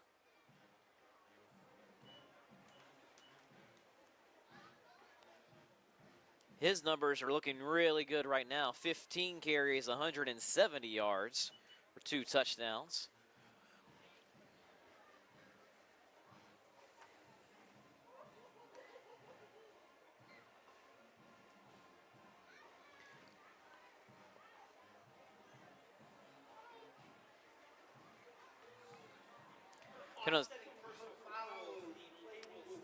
So rather than throwing a second personal foul penalty on Southeast or maybe throwing one on Cleveland there, it's on both sides.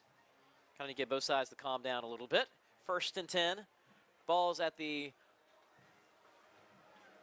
I believe right at the 15.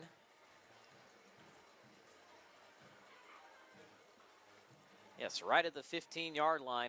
Again, the clock is kind of, if the clock had to choose sides right now, it's choosing the side of Cleveland. They like this clock being melted away slowly but surely.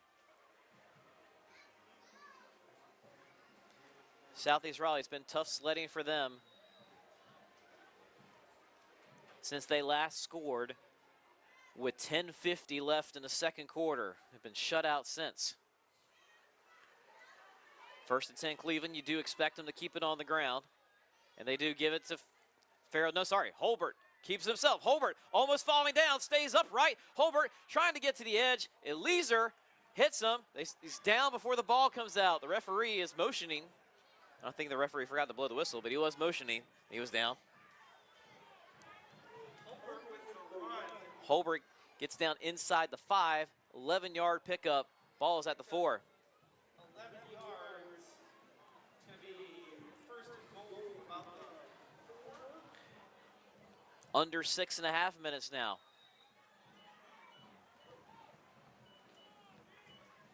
A touchdown here, making it a 2-score game at this juncture. Will feel like a little bit of a knockout blow for the Rams. Farrell keeps it, make it a hat trick. 3rd rushing touchdown on the night. Farrell with the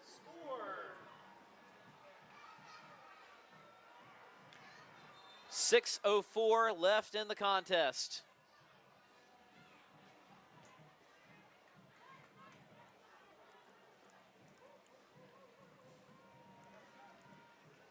There's a flag well after that one. So I'm guessing this is another unsportsmanlike on somebody. That will make it, for the time being, 20-10 for the Rams.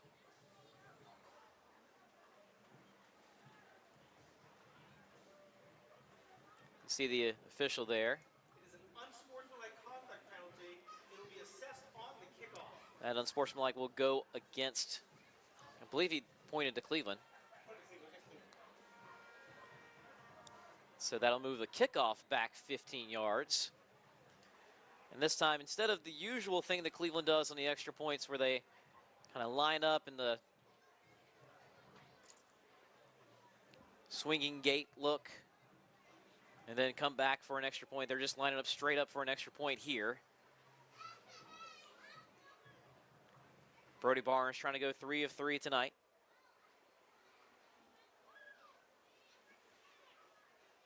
Last week, Cleveland tied at halftime, 7-7, had an offensive outburst late. There's a flag once more. This time jumping too early. Southeast Raleigh trying to get an edge and get a block there.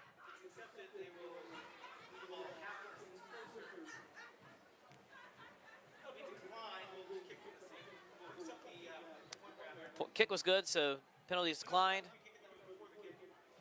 No, that's right. I think the referee originally signaled that it was declined, but I think you have to, you don't have an option to decline it if it was kind of wiped the play away. And a good rush there at that time for Southeast, but the kick is good. There's point number 21. Cleveland with a pretty good lead with 6 minutes and 4 seconds here at the High School OT Game of the Week presented by Alpaca Peruvian Chicken. Raising kids is a roller coaster. Sometimes you laugh, sometimes you cry, but most times you wonder how your kid turned out so well. That's how. You did the hard work, made the right decisions, like talking about alcohol before it could be a problem. Go to talkitoutnc.org. Get resources on how to talk about underage drinking. So Mom, Dad, keep up the good work. It's worth it. Talk early, talk often. Talk It Out NC. Are you craving chicken? Download the Alpaca Peruvian Chicken app to gain access to exclusive offers and earn rewards by eating the food that you love. New members who sign up will receive a free entree. Again, that's the Alpaca Peruvian Chicken app. Taste their legendary flavor and homemade pride at 18 locations across the Triangle, Fayetteville, Mebane, Wilmington, Sanford, and now Wilson. You can visit them online at alpacachicken.com and catch the Alpaca Chicken Game of the Week each Friday night on highschoolot.com.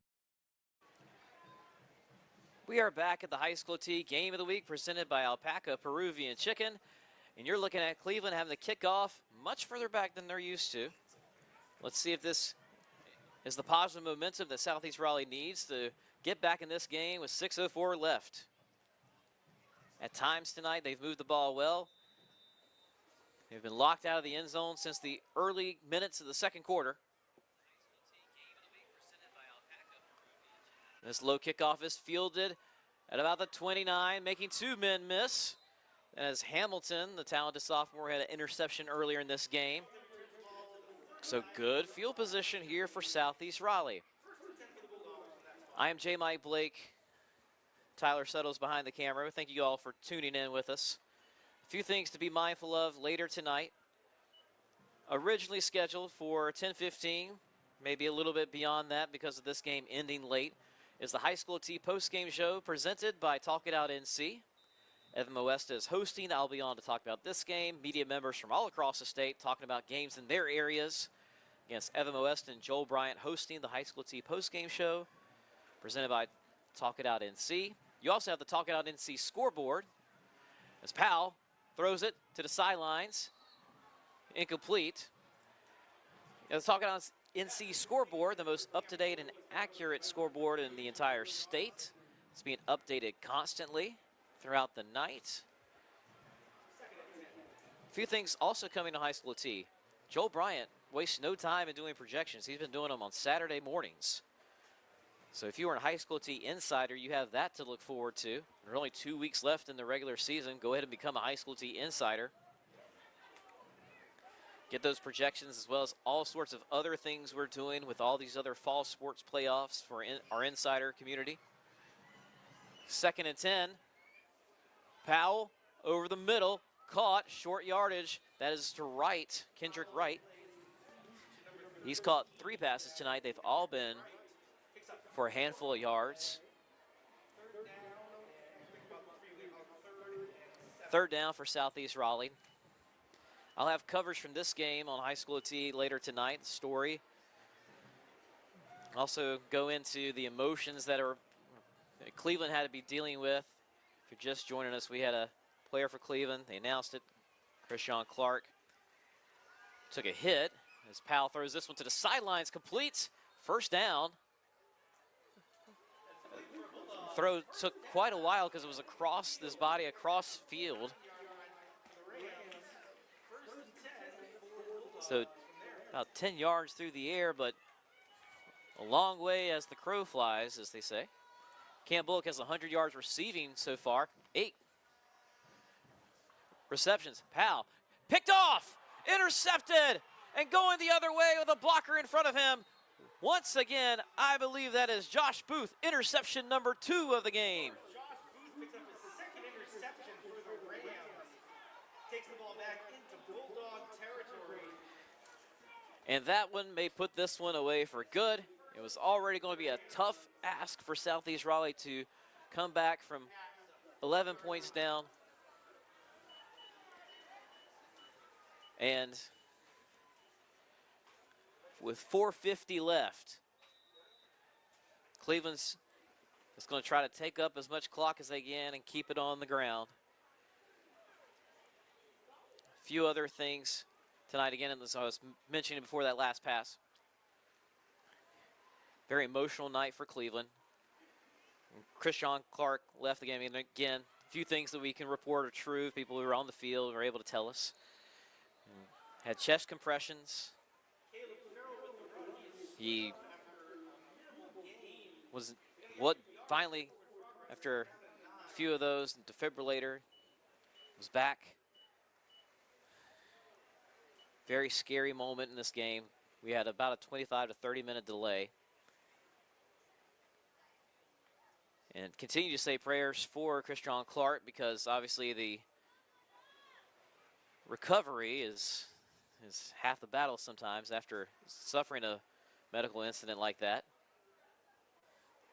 He was taken away in an ambulance. This give, and there's hardly anybody out here to bring him down. Caleb Farrell, he's trying to stay in bounds. He wants to be tackled, but he steps out anyway.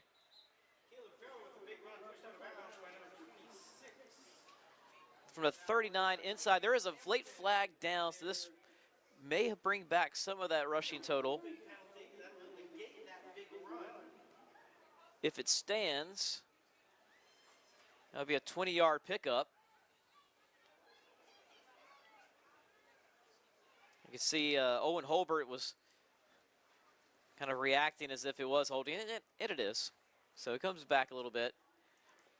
Kind of a humorous moment down the sideline there as Caleb Farrow, who's had a fantastic game for the Rams, was trying to stay in bounds and kind of stepped out of the end and kind of bumped. However, the change left over, you might say, makes this a 2nd and 3. Under 4 minutes to remain in this one. High School T Game of the Week presented by Alpaca Peruvian Chicken.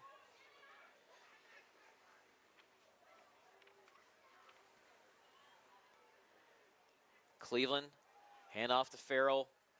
First down. He needed about 3. He got about 5.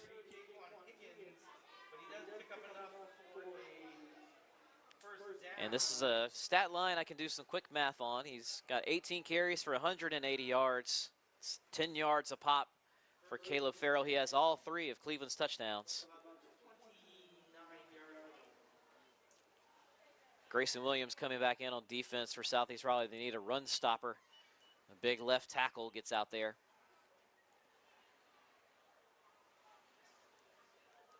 Cleveland should make this win number 60 in a row for the regular season. As this run is by Porter Bennett, going to the outside, trying to stay in bounds. He's tackled at about the 10, so a 19-yard pickup there.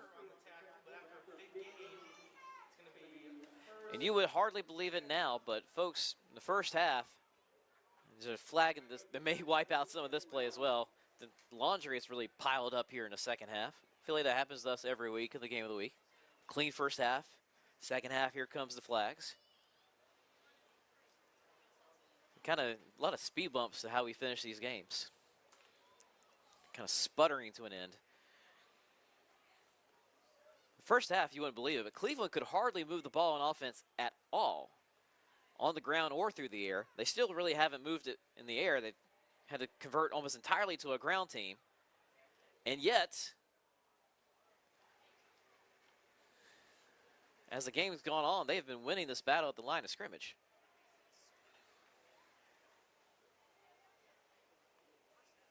Penalties against Cleveland, it looks like, so we're going to negate that run. Looks like maybe another holding penalty here.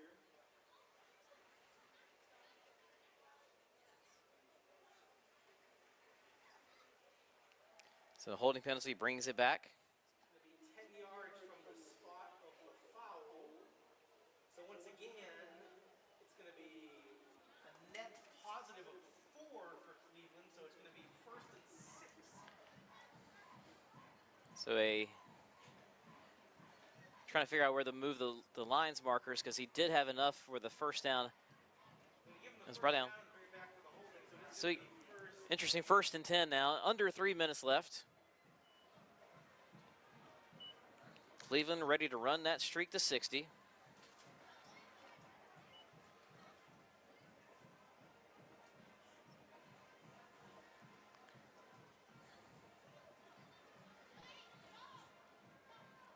Handoff is the Farrell. Farrell with the run. This time the Bulldogs defensive line holds. Just a few yards on that one. 2nd down and 9.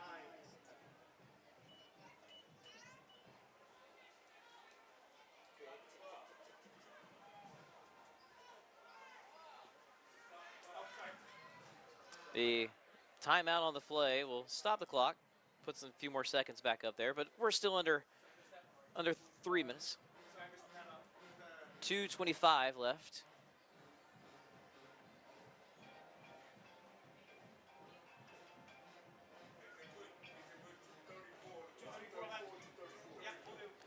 Make that 2:34. We got confirmation here in the press box, so a little bit more than 2.5 minutes.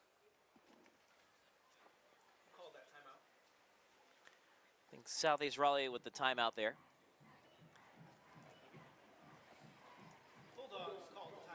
Only 1 yard on that last carry for Caleb Farrell, who's had a fantastic night.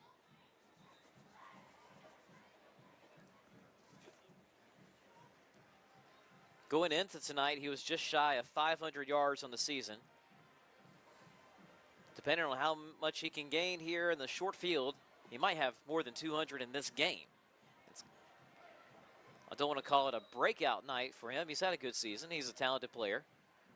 But certainly one of his better statistical games, and against a top 25 team at that. 2nd and 9, draw play. This is Porter Bennett, I believe, with it. Looking for some contact in the middle field. He gets it. First down and then some. More flags coming in. The 3-yard line is where this ball is spotted right now. He might get a half of the distance, or he might get 15 yards back. Who knows? Either way, Porter Bennett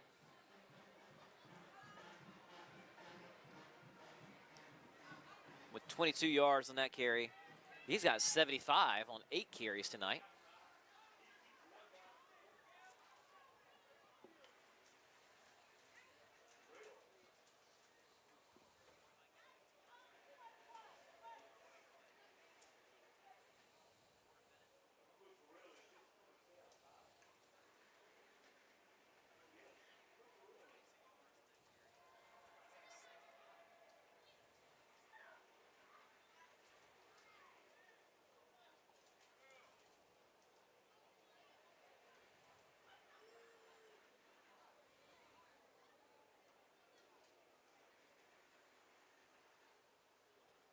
Unsportsmanlike is on Southeast, so half the distance. The ball at about the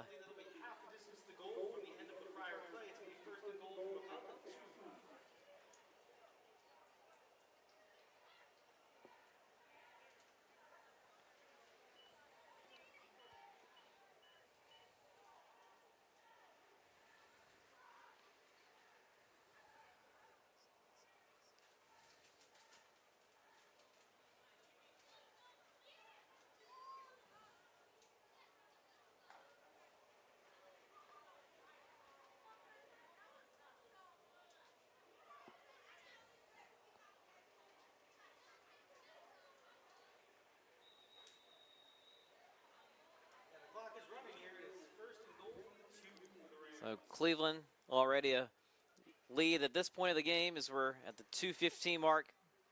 It's pretty insurmountable. We'll try to extend it even more here.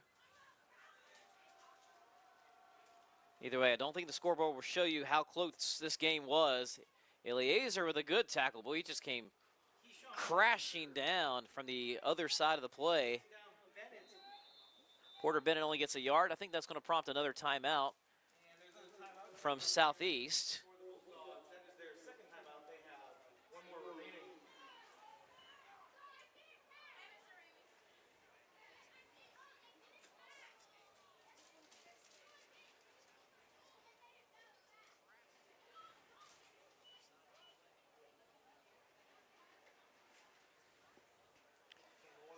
Again, next week, the high school T game of the week presented by Alpaca Peruvian Chicken is going to the Brick City at Sanford, North Carolina, Lee County, hosting Union Pines. Should be a great game in the Carolina Pines Conference, one of the best names of all these new conference names that cropped up this last year.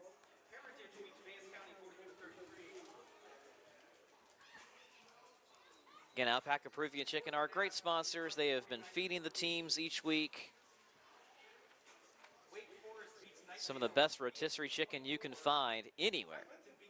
19 locations sprinkled around the triangle and a few other places.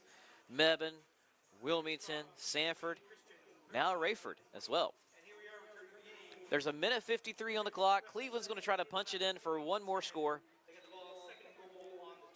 That's Caleb Farrell standing to the right of Owen Holbert. They'll give it to Farrell. He's looking for his 4th rushing touchdown of the day, and he's fighting for it. He doesn't get there. The referee signals him down for no gain.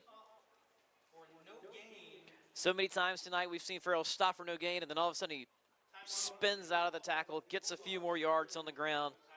He's that kind of running back that falls forward every time, making him so valuable to everything Cleveland does.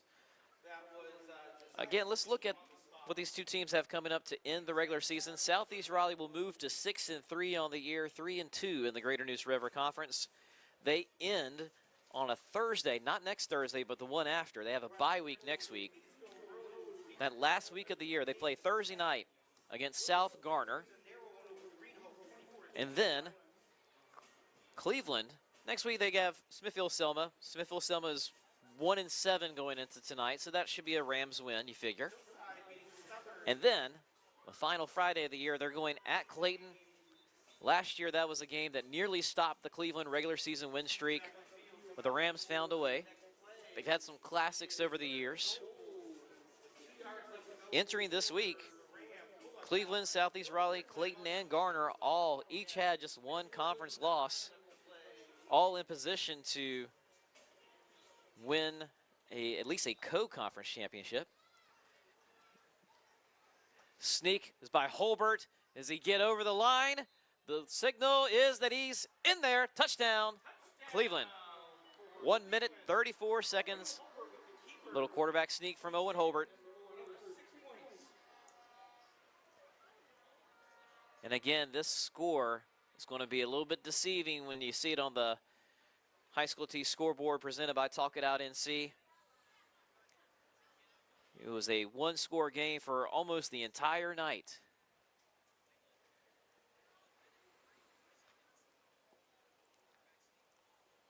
Brody Barnes is the kicker. Barnes on to attempt the extra point. That's 28 points unanswered for Cleveland. So we are inching closer to the finish line. We'll keep it here with 1 minute 34.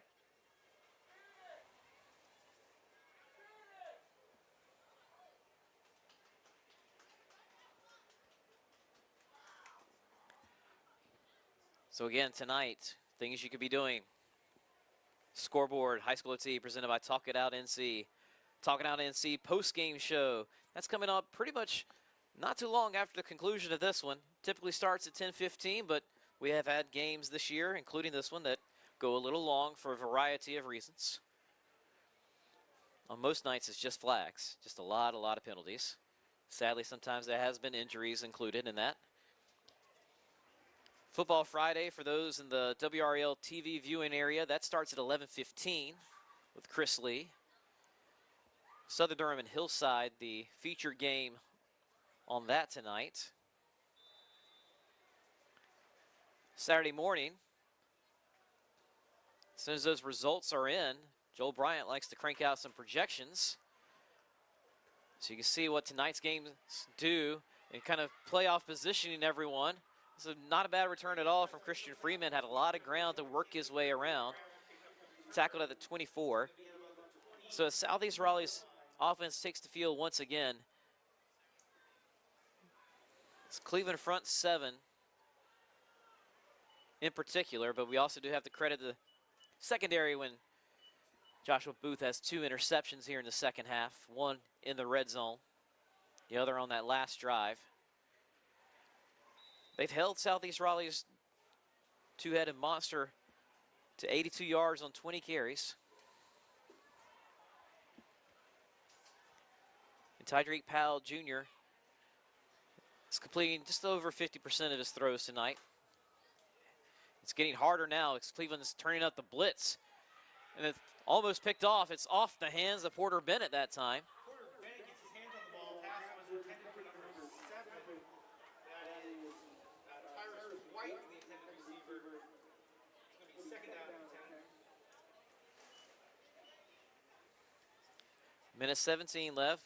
Southeast Raleigh's going to obviously go to the last second, ticks off the clock, as you would expect from a team that is top 25 among all classifications.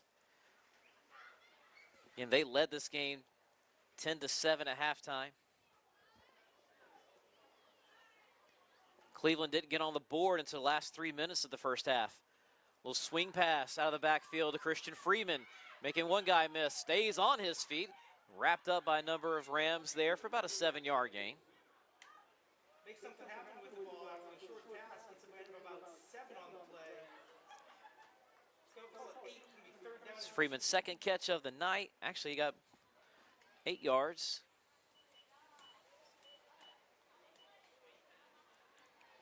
Because that is a 3rd and 2 coming up for Southeast Raleigh. We're under a minute left.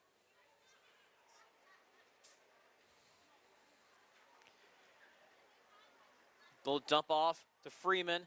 Makes the first guy miss again. First down. Slung out of bounds for about 6 yards or so. Maybe 6 or 7. Takes the ball out to about the 36-yard line, but he was stopped in the field of play, so the clock will start on the ready plays.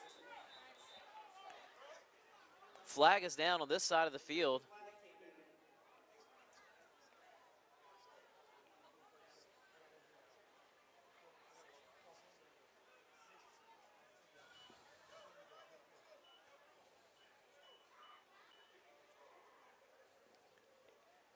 So unsportsmanlike is on Cleveland, so they gift wrap a first down for Southeast Raleigh. Credit Cleveland. It's hard to come back when you see a teammate go down with any sort of injury. That was one of the scariest that we had earlier in this game. Positive signs as Christian Clark was taken out. We'll have more on that on High School OT tonight in this story.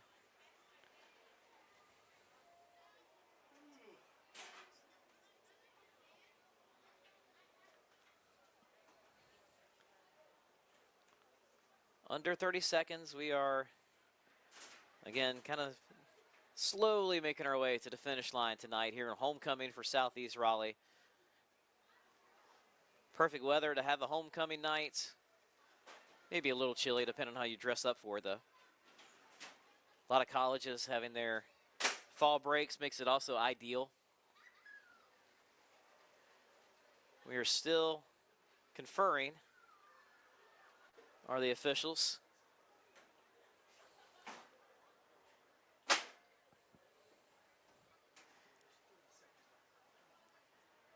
Again, just 29.9 seconds remain in this one. Now we're marching the ball forward.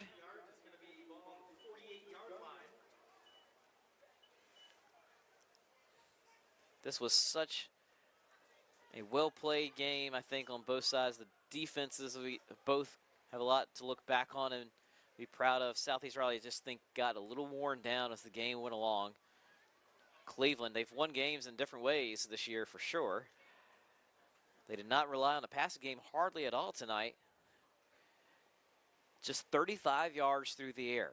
And I think if you told Southeast Raleigh you're going to hold the Rams to 35 yards through the air, they would have been ecstatic about how they won.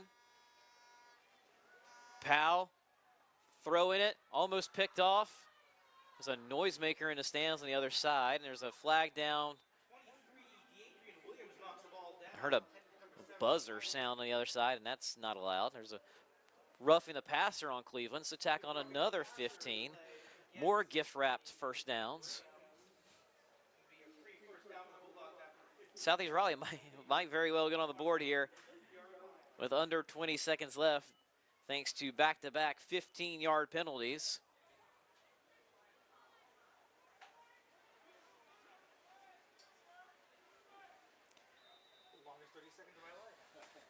So just so you're aware, if two teams are tied for the conference lead, they both get to call themselves co-conference champions. As Freeman juking his way around the entire Rams defense, turns on the burners, and he's tripped up inside the 10. Whoa. Less than 9 seconds left. He goes from the 33 right to the 10, 23 yards. The clock will run as the ref signals it. Is a pitch to Freeman, trying to find his way into the end zone, stopped by Cleveland, and that will do it. The final score from this one, number 11 Cleveland, making it 60 games in a row in the regular season that they have won. They defeat Southeast Raleigh tonight, 28-10. Again, folks, keep with High School OT. You got the post-game show. You've got the scoreboard, both presented by Talk It Out NC. I am J. Blake for Tyler Suttles and all of us at High School OT. Thank you very much. See you next week down in Sanford.